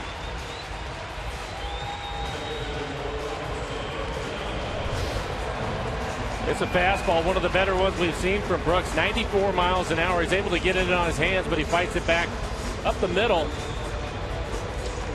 Out of the diving effort of Sogard. It's out of his reach. New ball game. 2-2 score. Sucre not only working his tail off behind the plate, he's been on the bases hard here this inning. 26,130 on hand here at Fan Appreciation Night. 14-game hitting streak for Cano. A lot of damage. 370 with 4 home runs.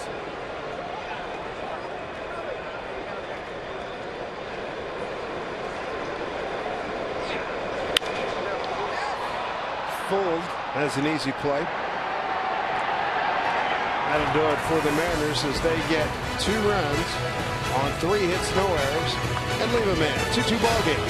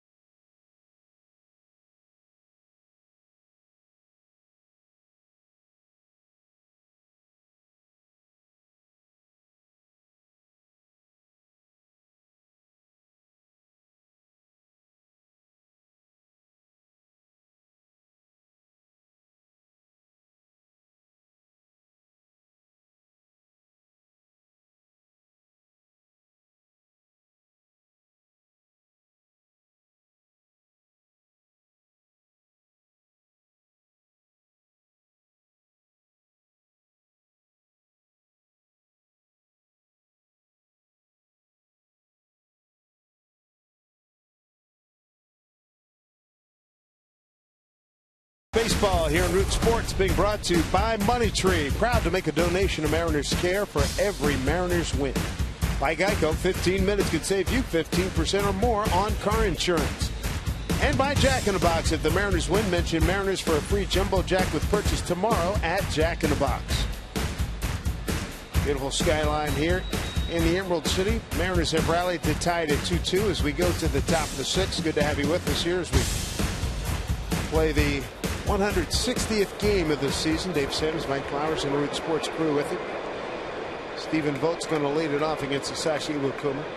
Vogt, Butler, and Laurie 5, 6, and 7. Home run by Miller and an RBI by Cruz. Tied to score up. Vogt tonight flied to center and got an infield hit. Hit one hard right back at Iwakuma, who couldn't throw him out. Looked like I hit him right in the right quad. Hit pretty well. Brad Miller giving chase. It's on the track. He's there to make the catch.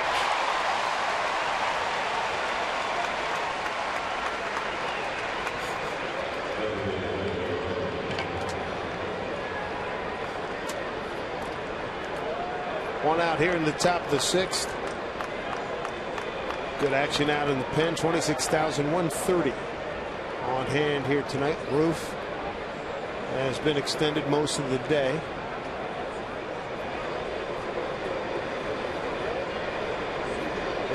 Very comfortable inside here, Safeco Field.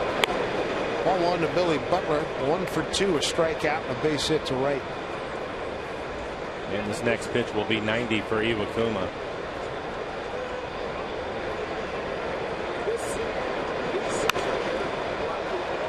Popped out of play, 1-1.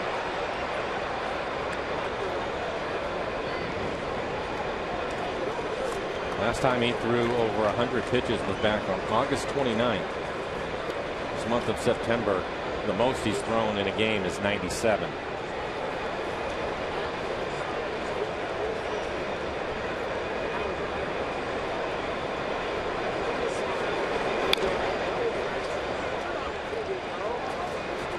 Game number 161, Roenis Elias will pitch tomorrow against Sean Nolan.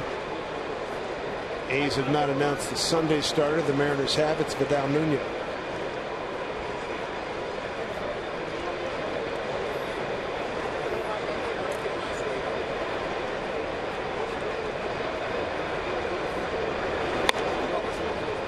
Two balls, two strikes.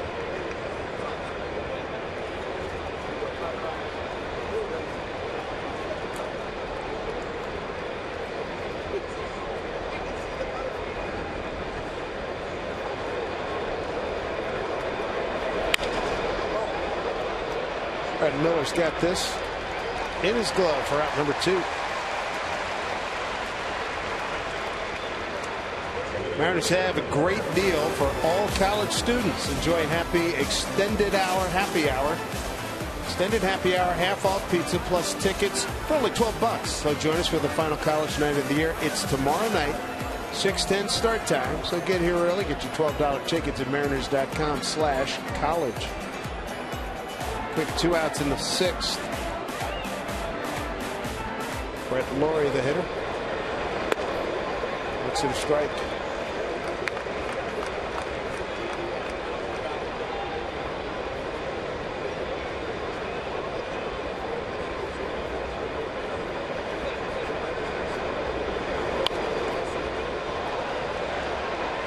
He went after Iwakuma's pitch there.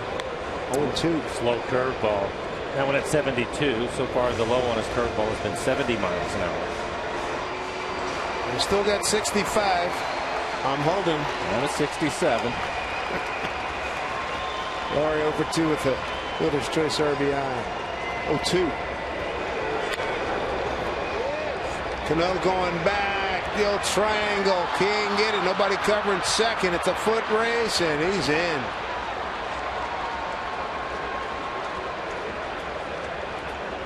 Double.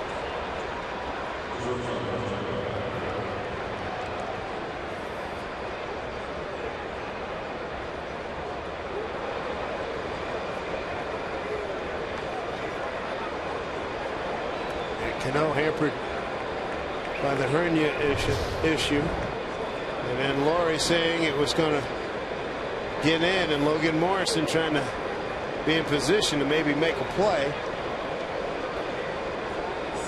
Pretty good hustle. Good job, both guys.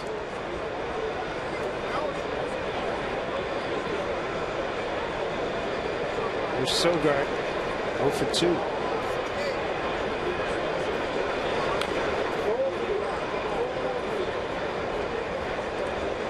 Sogard tonight just bounced the short and hit into a double play.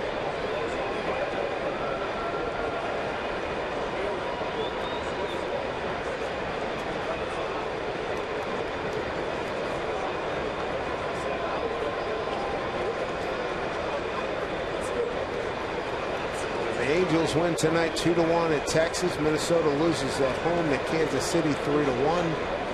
Houston pummeling Arizona 10-2 in the 7th. That's in Phoenix.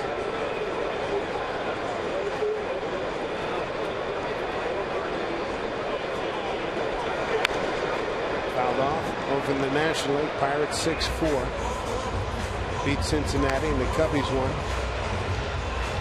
6-1 at Milwaukee.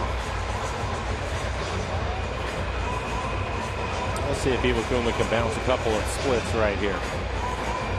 Quickly ahead of Sogard 0-2. Split has been excellent tonight.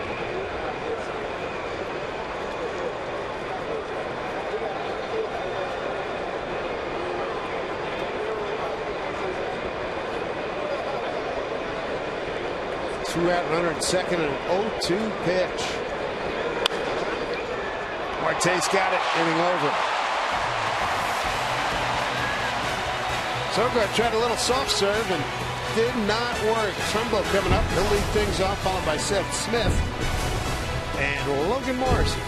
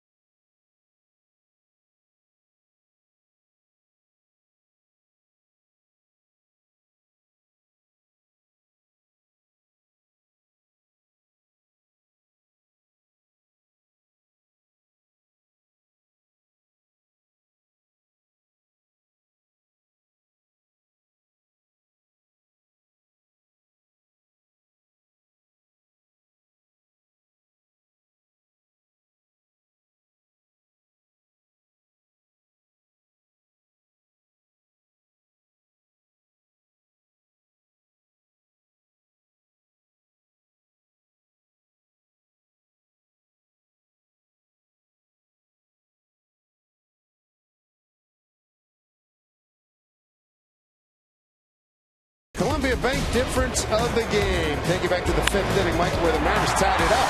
Brad Miller, his 11th home run on the year, going the other way with a high fastball, showing some power. Then Nelson Cruz, his 93rd RBI of the year. With the base hit back at the middle of Sucre, will come around and score to tie the ball game up. Nice job by Sucre. He followed the Miller home run with a double. Sam Fuld overran in the left field corner. Here's Trumbo, big swing and a miss. Mark tonight has popped to short, grounded out to third.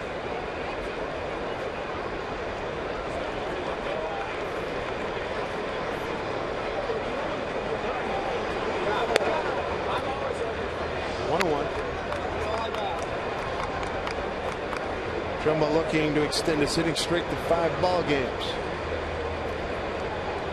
So far with Aaron Brooks on the mound, his best fastball has been 94 miles an hour. Pretty good changeup. This one hit to center field and deep. Burns has an eye on it, and he's right there to make the catch. Step 2 before the track.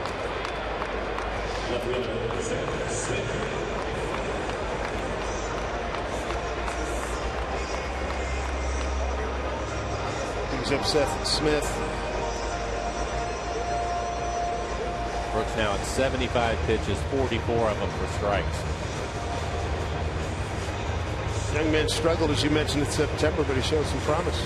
Well, even in the first 3 innings, everything was up, and that was a scouting report on this. Changeup had been up, and people were taking advantage of that. And lately, he's been down in the zone with his changeup. Miller hit a high fastball out of the ballpark.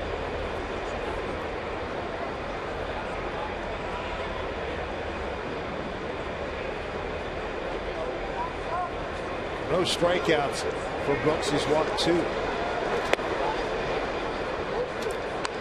Neither one of those walks came around to score.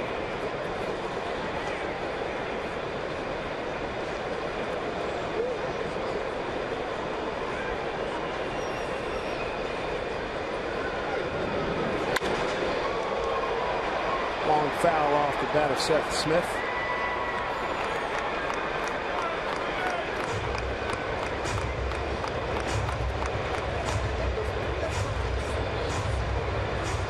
Houston really doing a number at Arizona. They've extended the lead to 11-2 now, top of the 7th.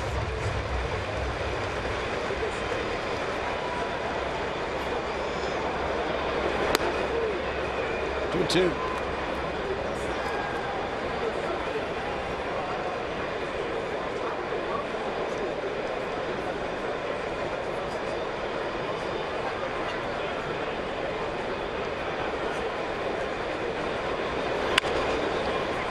Ground ball to Laurie. 2 away. 2 down here in the 6th. We have another high school football game coming your way next Friday, brought to you by Acura of Bellevue. Tune in to see the Wilson Rams battle the Capital Cougars live at 7 p.m. Pacific time. Don't miss your favorite local teams in action this season right here on Root Sports. A couple of outs. Logan Morrison going to stand in. Logan 0 for 2 today. A couple flyouts to center. A long foul ball that first time up. It was on one of the high changeups. You're right. Just a little quick on it. Rode it out of here, but foul. To the right of the foul pole. There's the Lomo fans out there. He's got a lot of them.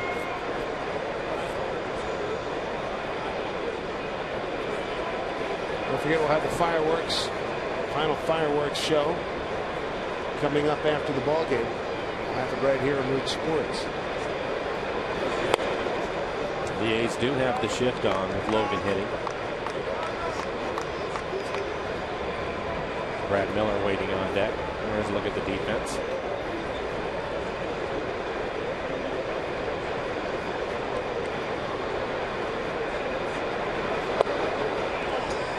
Two balls, 1 strike.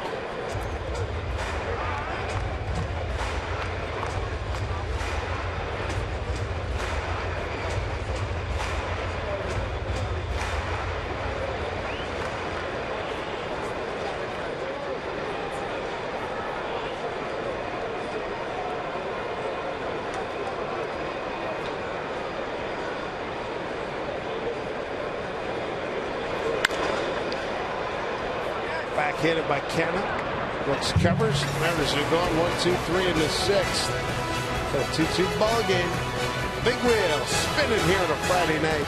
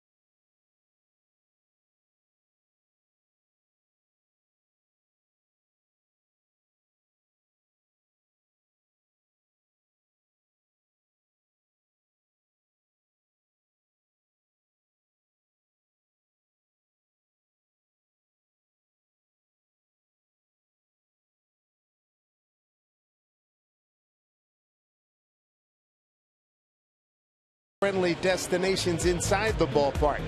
Whether the Seattle Children's Playfield or the Moose Den, our youngest fans enjoyed a great experience here at Safeco Field.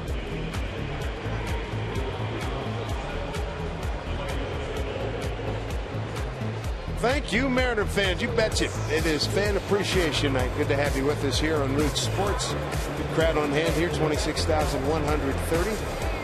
They seem to be having a good time. Yes, indeed. Giving away a lot of prizes. Every inning. Yeah. Sam Fold to lead off. 9-1-2 for the A's. Fold with a base hit has scored a run. 1 for 2 tonight. 100 pitches for Iwakuma. Nobody throwing in the pen. We're talking about Lloyd said he was going to let it go as long as he wanted to. It's his last start of the year. No reason to save anything. As long as he's productive. And with that being said, I see Danny Farquhar just start to throw.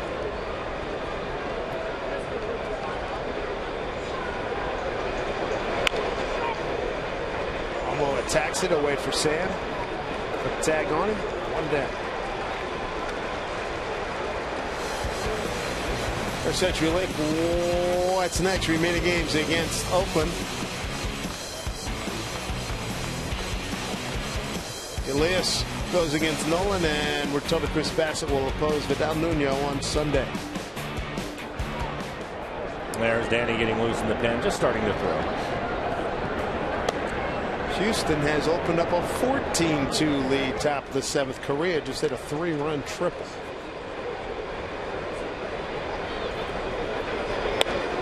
All right, season's over. You go home. How many games do you replay in your head or will occur to you as you're maybe on the eighth green walking off? Right about a week later. Maybe not on the 8th green, but when you're home and you're watching TV or doing things around the house, you'll think about a lot of different things. Kuma makes the play. At some point, you have to put it all behind you and start working towards the upcoming year, and I think that's what a lot of the guys will do. It'll be a couple of weeks. But in terms of review, you think about the good stuff I did. Geez, and then on this side, man, I could have done that a lot better. Yeah. I could have been a lot more consistent on that. Yeah, that's exactly what's going to happen. And all these guys will leave, and they'll have video of their at bats this year, or if you're a pitcher, the things that they were able to do, and they'll definitely have something from the club that they're going to want them to work on over the course of the winter. And most clubs, most managers, GMs, they do a little exit interview when the season's over, especially for guys you know that are coming back. I think maybe for some of the guys, if you really need something to happen that you want to get across, and but I think for the most part, I doubt that they're going to talk to Kyle Seager or Cano or Cruz. These guys are pros now, and they've done it for a long time. But maybe some of the other guys they'll talk to. I'm sure Marte will be one of them. There's going to be a lot of expectations on Marte coming into spring training next year. How about Kuma? 7 strong innings. He goes 1, 2, 3 here in the 7th, getting some runs. 2-2 ball game. We'll be right back.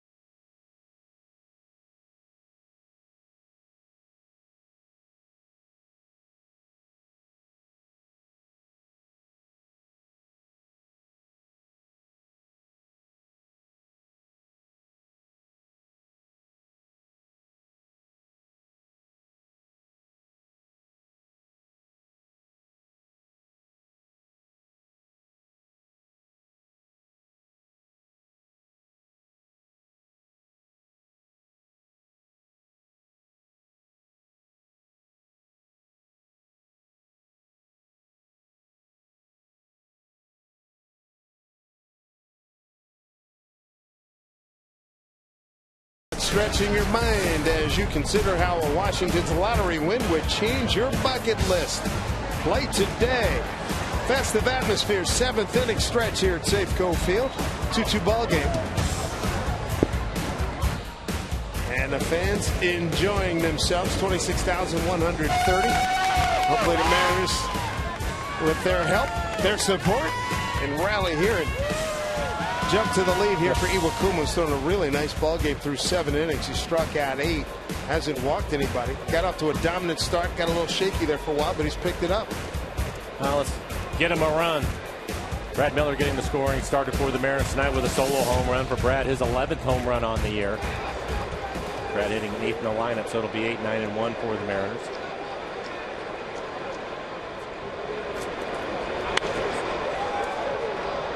Brad slashing away. Strike 1. Well, he had his base hit to left and his home run to left. It looked as if he was going to try to hit that pitch that way too.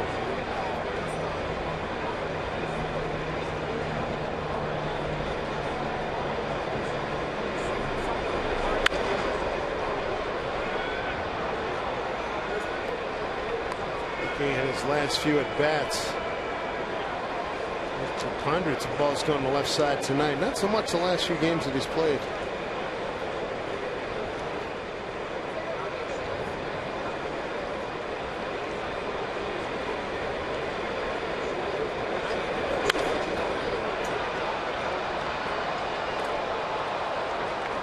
But Aaron Brooks still in here in the 7th. He's been efficient with his pitching, and when we talked about it in September, he's really struggled. Faced the Mariners earlier in the month, and they were able to get to him. He's pitched well tonight. Just 87 pitches overall.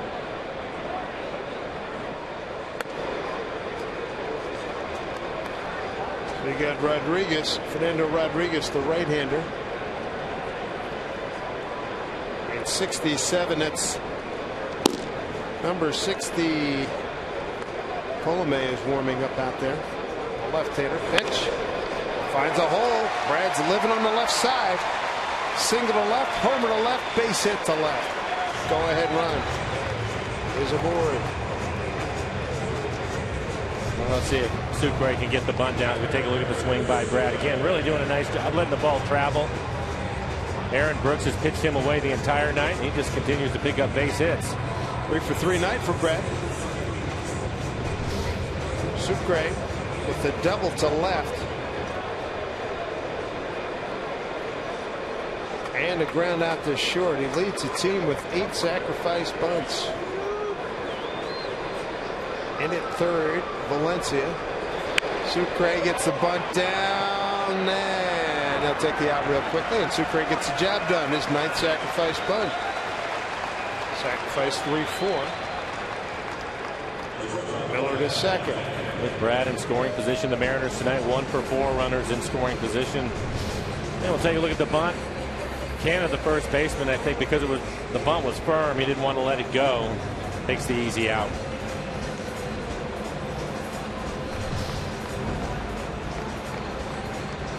Marte 0 for 2, walked in his last at bat.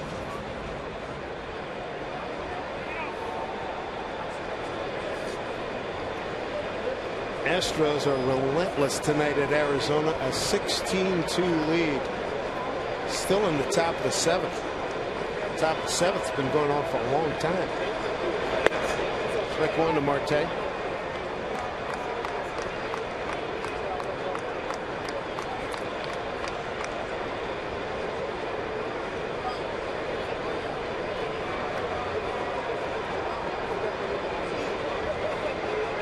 Good speed at second and Brad Miller. Ball 1.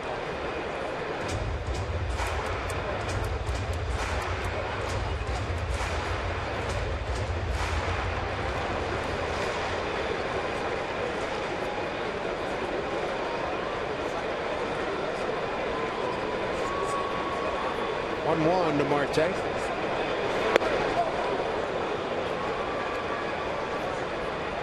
Took an aggressive pass at it. 1-2.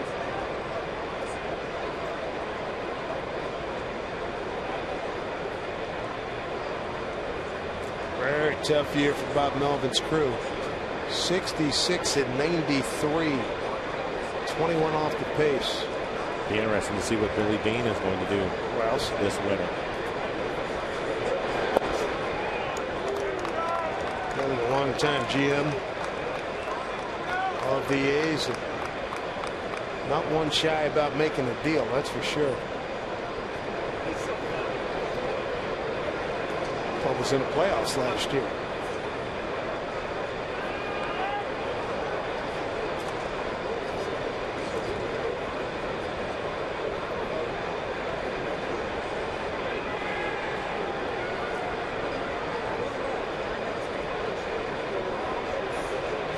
Two and two. Got in the chase. Galt will throw down to first.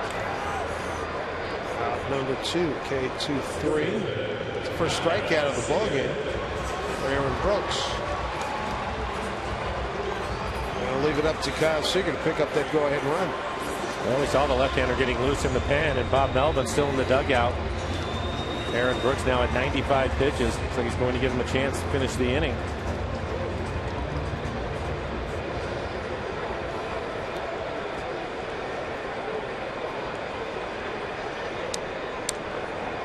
Kyle fly out to center field. Was hit on the toe by a pitch in the third inning. Grounded into a double play.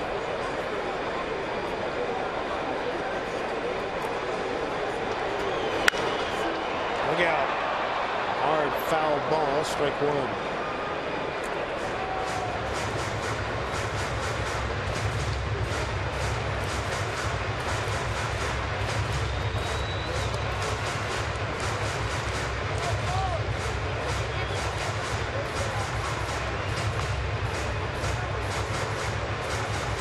We're talking about next year, Jerry Dipoto, the new GM.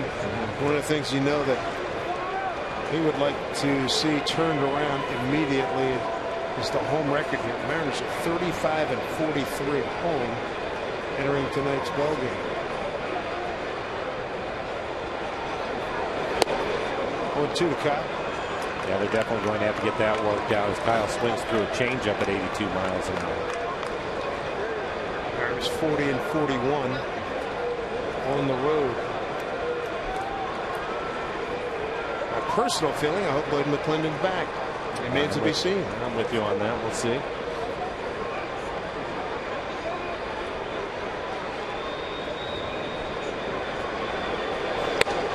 One and two.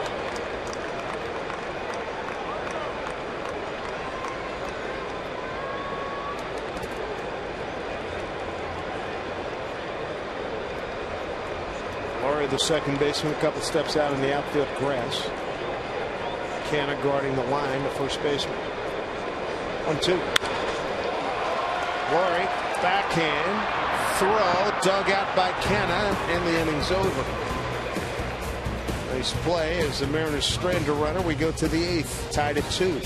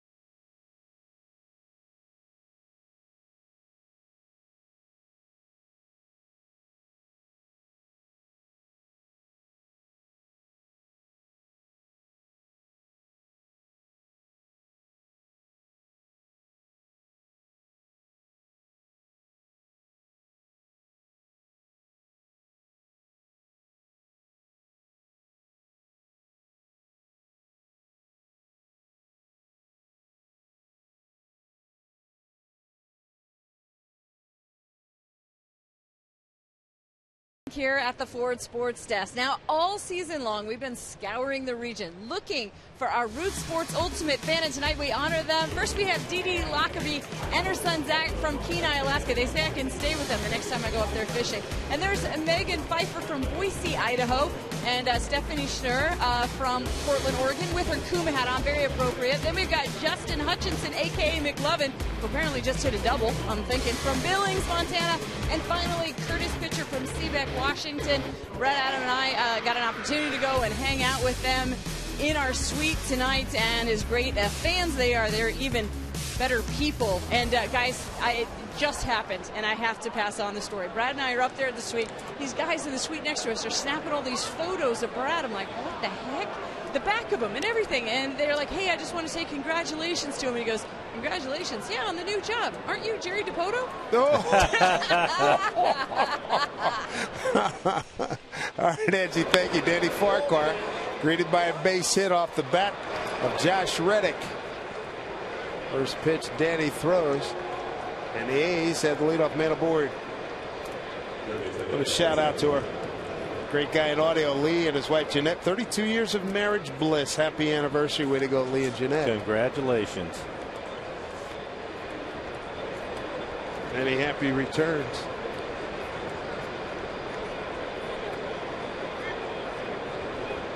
Valencia tonight.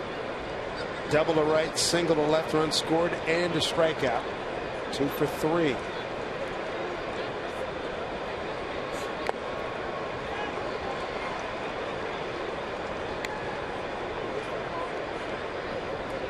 Josh Reddick at first, 2 for 4 on the night.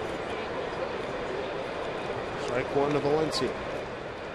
42 appearances for Danny, ERA just under 5. 46 strikeouts in the 49 innings that he has worked. Opponents hitting .267. Breaking ball in there for strike. Carson Smith starting to get loose in the Mariner pen. And there's Carson.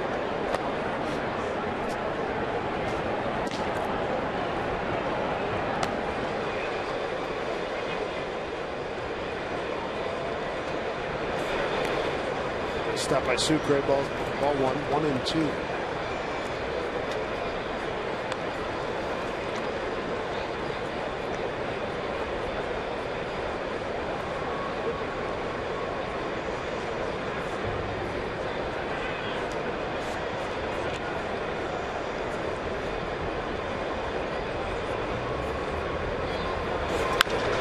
High drive. Deep left center field. Miller running out of room, and that ball's gone. 2-run homer. Danny Valencia, his 17th home run, RBI 62 at 63, and the A's have a 4-2 lead. And with that home run, he's now a triple away from the cycle tonight. Doubled in the second, base hit and scored a run in the fourth, and now that home run, a 2-run homer.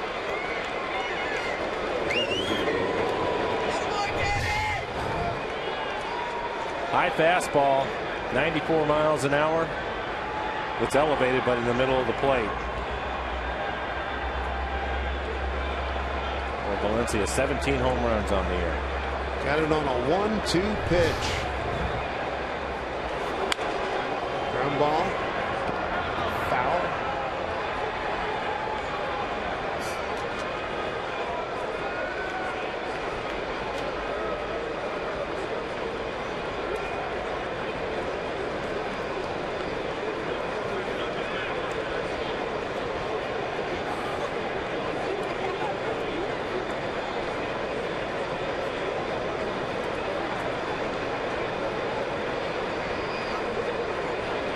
Third home run allowed by Danny Farquhar since the All-Star break. He's ahead of Stephen Vogt, 0-2. Well, Carson Smith had been up. He sat down, and Logan Kinsing starting to get loose.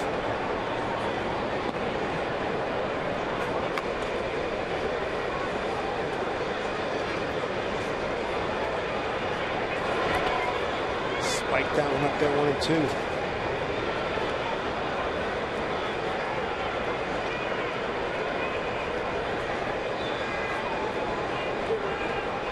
He's given up 3 home runs now in his last 3 ball games.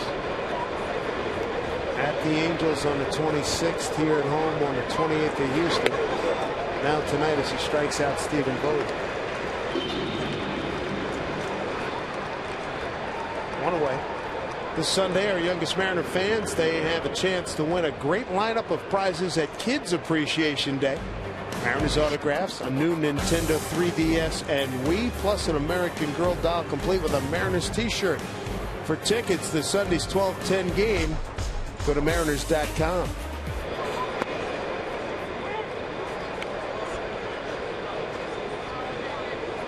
Billy Butler was a base hit, had a base hit back in the 4th inning. 1 for 3 tonight.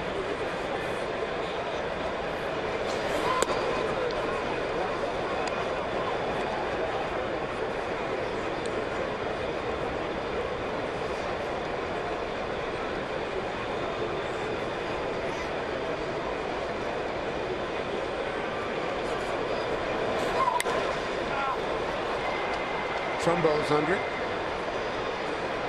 Makes the catch.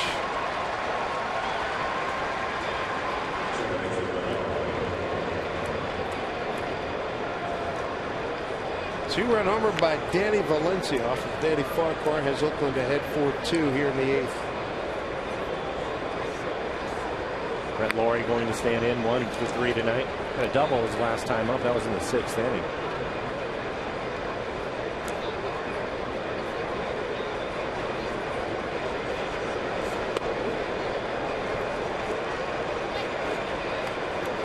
I think this club, what, as recently as the start of last year, they had Cespedes on this club, they had Donaldson, they had Brandon Moss, Derek Norris. All these guys are gone. Been moved on.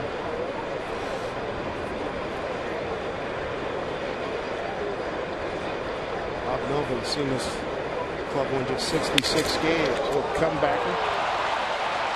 And that'll do it. So Danny Farquhar gives up a 2-run homer to Danny Valencia, and the A's now have a 4-2 lead.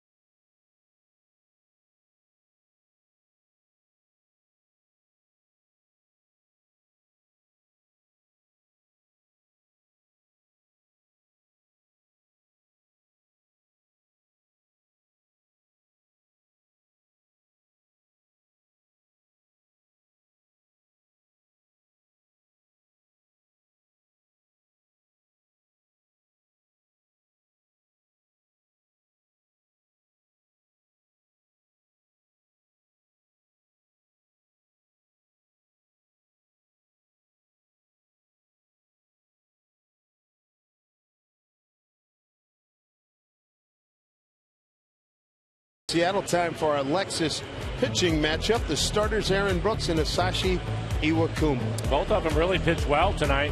7 innings for each of them. Brooks just giving up 6 hits, a couple of runs. They were earned. Puma, 2 runs, just one of them earned. A couple of errors by Marte cost him a run.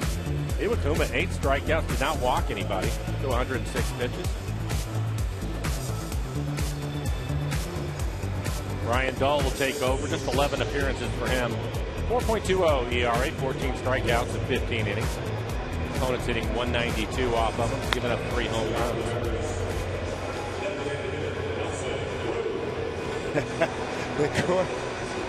They believe in Camelot. All right, good stuff. Here's 2016, and he's got his beard hat on. He's been here for all the giveaways. Good stuff. Very nice.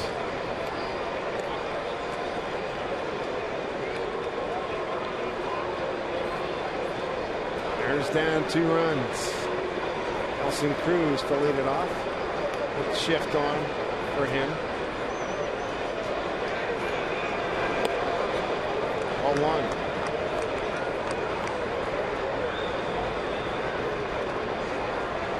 Ellie with an RBI single to center last time up. He's 1 for 3.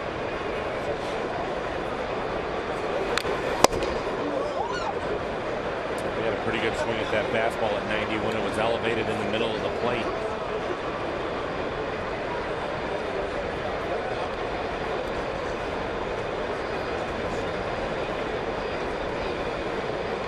Third time the Mariners are seeing Ryan Dull. It's on the 4th of September, 2 days later. Swing and a miss. Pitched a scoreless inning on September 4th and came back with another on September 6th.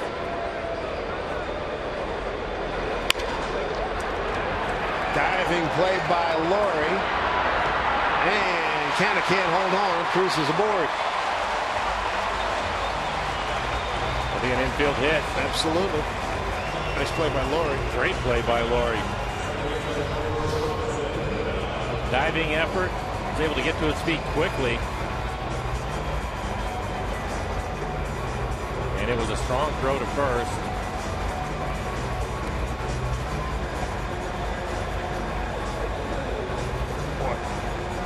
And Nelly gutting it out with that bad quad. He was giving it everything that he had. Yes, sir. 2 for 4 night for Nelson. Nelly up to 303 with those 2 hits. There's Robinson Cano. Base hit to left, fly out to right, base hit, and a fly to left, beg your pardon, 1 for 3. Yeah, nobody getting loose in the A's pen.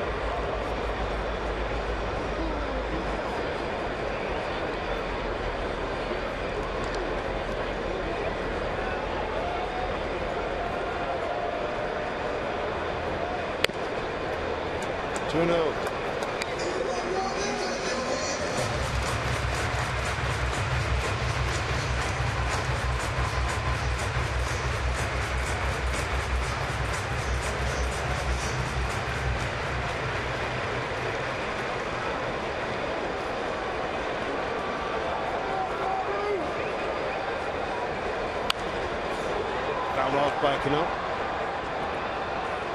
Cano with base hit in the second extended his hitting streak to 14 ball games. See him shaking his head. He had a pretty good pitch to hit. You can see it on the EQC. Trace it right down the middle at 90 miles an hour.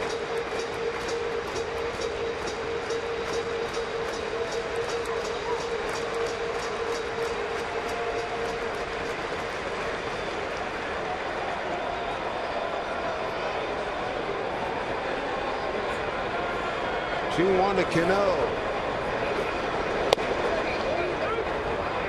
Strike 2, didn't like it.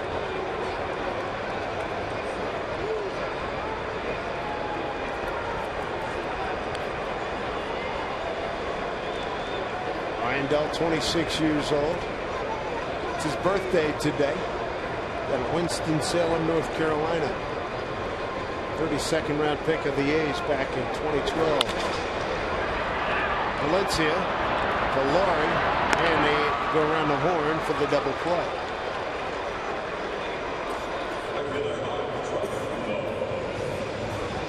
Two outs here in the 8th.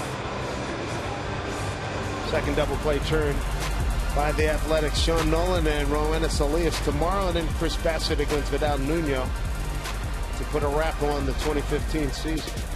Really like to see Nuno pitch well in that last outing. He's done a little bit of everything from pitching out of the bullpen, long relief, spot starting.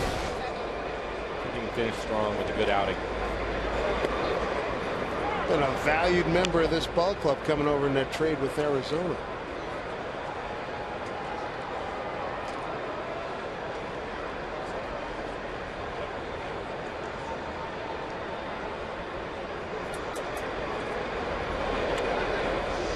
And 2 Trumbo.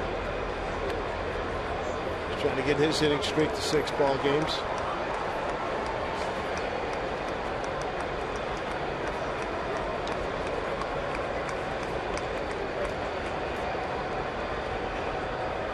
4 hits on this homestand. 0-2.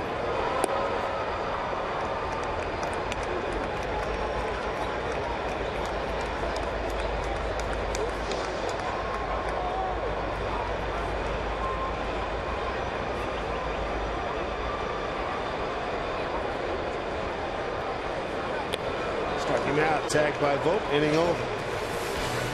No runs, a hit, no errors, nobody left. To the 9th we go, 4-2, Athletics.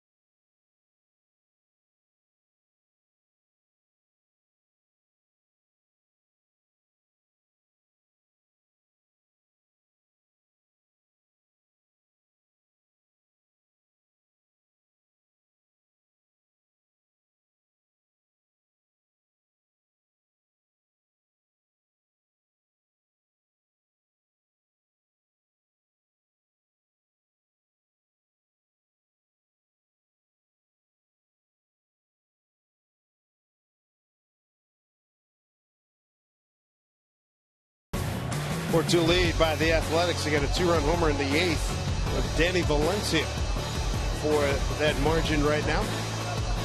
Roof has been covering us all night as we take a look at the Delta Airlines keep climbing standings. The wild card situation. Yankees got rained out, double dip tomorrow. Houston pummeling Arizona. Last score I had was 17-2. It's now 18-2. Eric Sogard leads off against Danny Farquhar. Iwakuma started tonight for the Mariners. 7 innings of 9 hit, 2-run ball, 1 earned run, no walks, 8 Ks and 106 pitches. He really pitched well tonight. I thought his split was excellent. Pretty good command of his fastball. Danny's had a good changeup tonight. They just keep pouring it on, those Astros. 19-2 at Arizona, still in the 7th inning. Now in the 8th inning, we're told.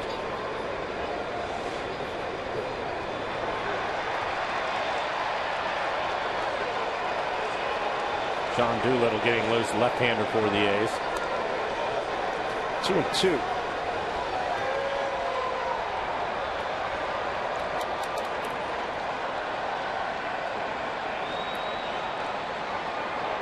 Sean, a converted first baseman, used to really throw hard.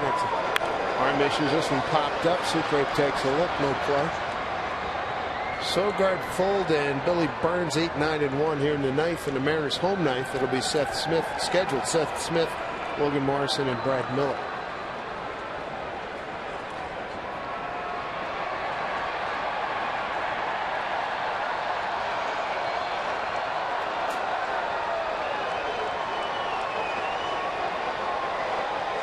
Two pitch.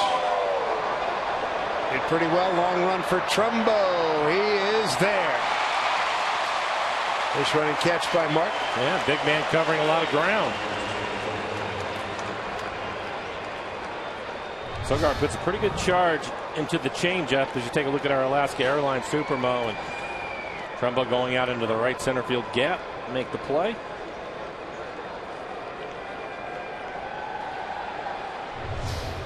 Number 9 hitter Sam Fuld going to step in. Sam tonight, 1 for 3, scored a run.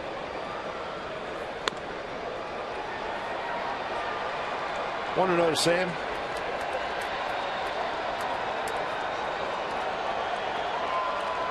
He's got a run in the 3rd unearned. A couple errors by Marte. And then a run in the 4th. Further stretch RBI by Brett Lloyd.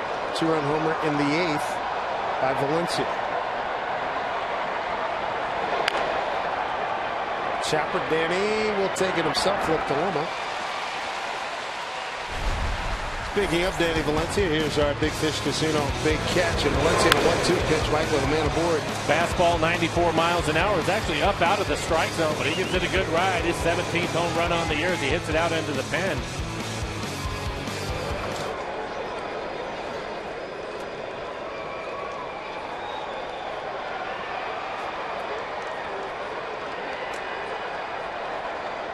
Top of the order, and Billy Burns.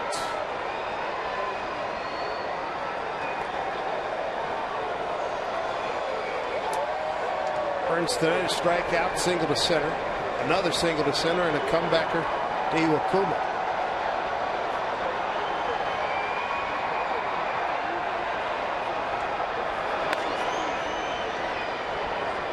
He just has to swing at the first pitch, doesn't he? He looked as if he didn't even want to, but his reputation made him swing at him. I hear you. It was almost in Sucre's glove. You know, Altuve, man, they put on a show. They're hacking.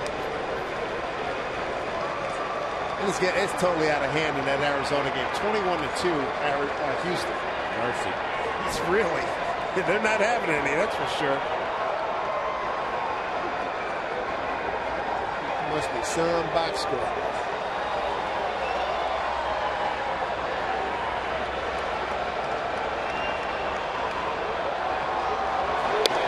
Strike 3 call. Short work of Billy Burns. They're going to get it done. They got to get it done right now. Smith, Morrison, Miller coming up bottom 9 against Sean Doolittle.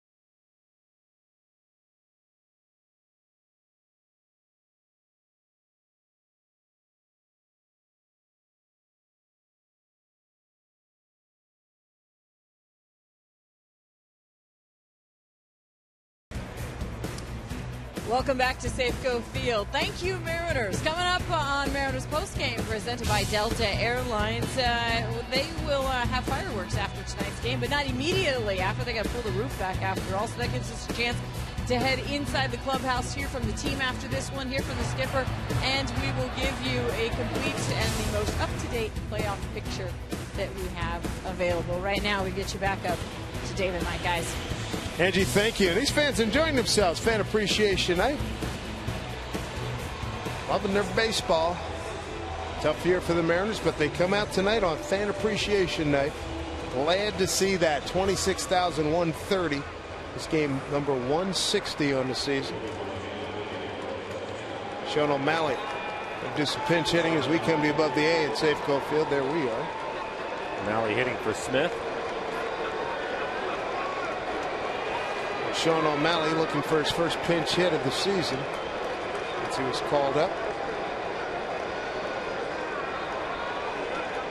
Franklin Gutierrez is on deck. Swing and a miss by O'Malley. 11 appearances for Doolittle's been hurt all year.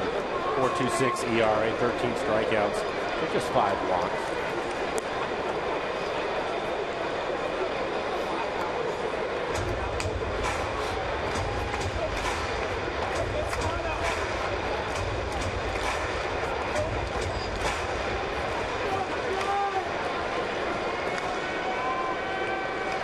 There's 1-1 to O'Malley. Takes for ball 2.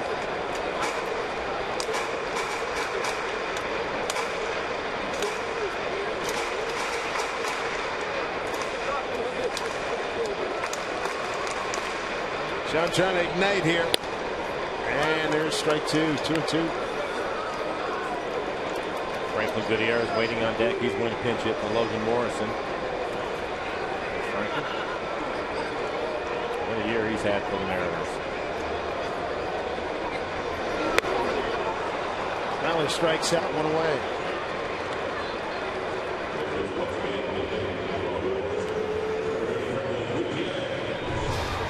High fastball in the inside corner. Probably a strike, too close to take.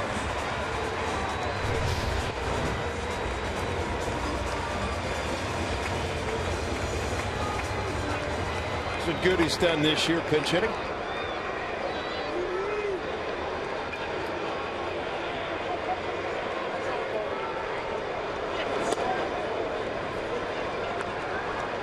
Ball 1.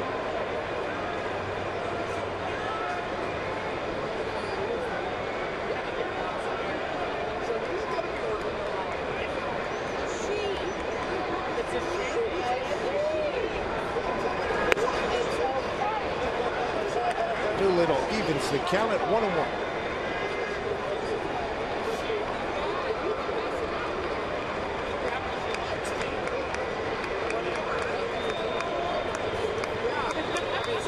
Doolittle from first base side of the rubber. Ball 2.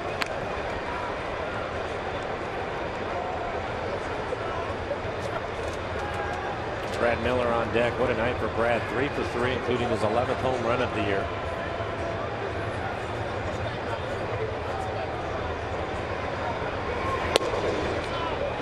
Ball 3.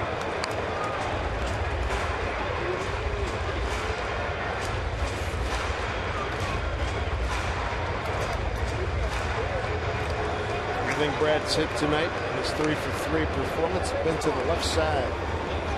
3-1 pitch here to Goody. 3-2.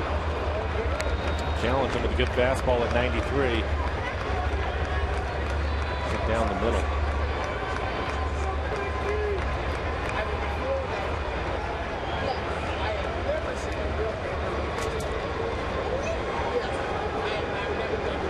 Fail pitch here to Franklin. Took him out. 2 away.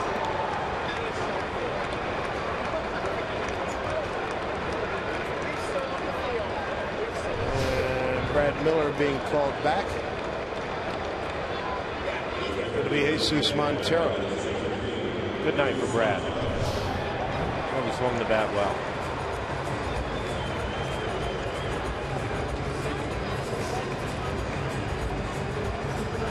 Doolittle struck out pinch hitters O'Malley and Gutierrez. He's got Montero now, 2 outs.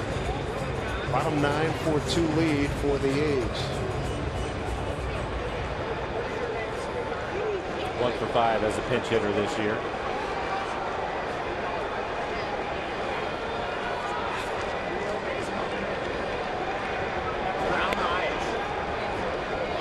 Ball 1.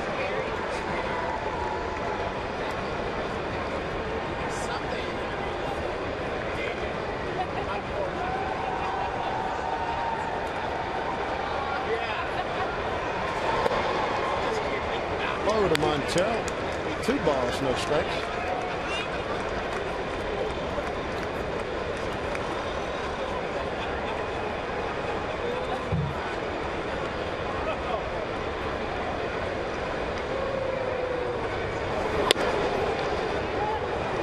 2-1.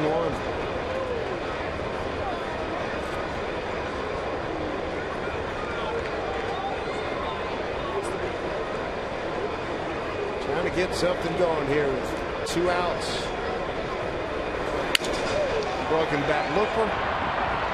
Laurie Fields throws out Montero, and that is the ball game. Just the second time the Mariners have lost at home here to the Athletics. A 4-2 final. Tough one for Iwakuma. Through a nice ball game. And Farquhar gives up a 2-run homer in the 8th to Danny Valencia. That turns out to be the difference maker in this contest. Mariners post game presented by Delta Airlines begins in 90 seconds with Brad, Bill, and Angie.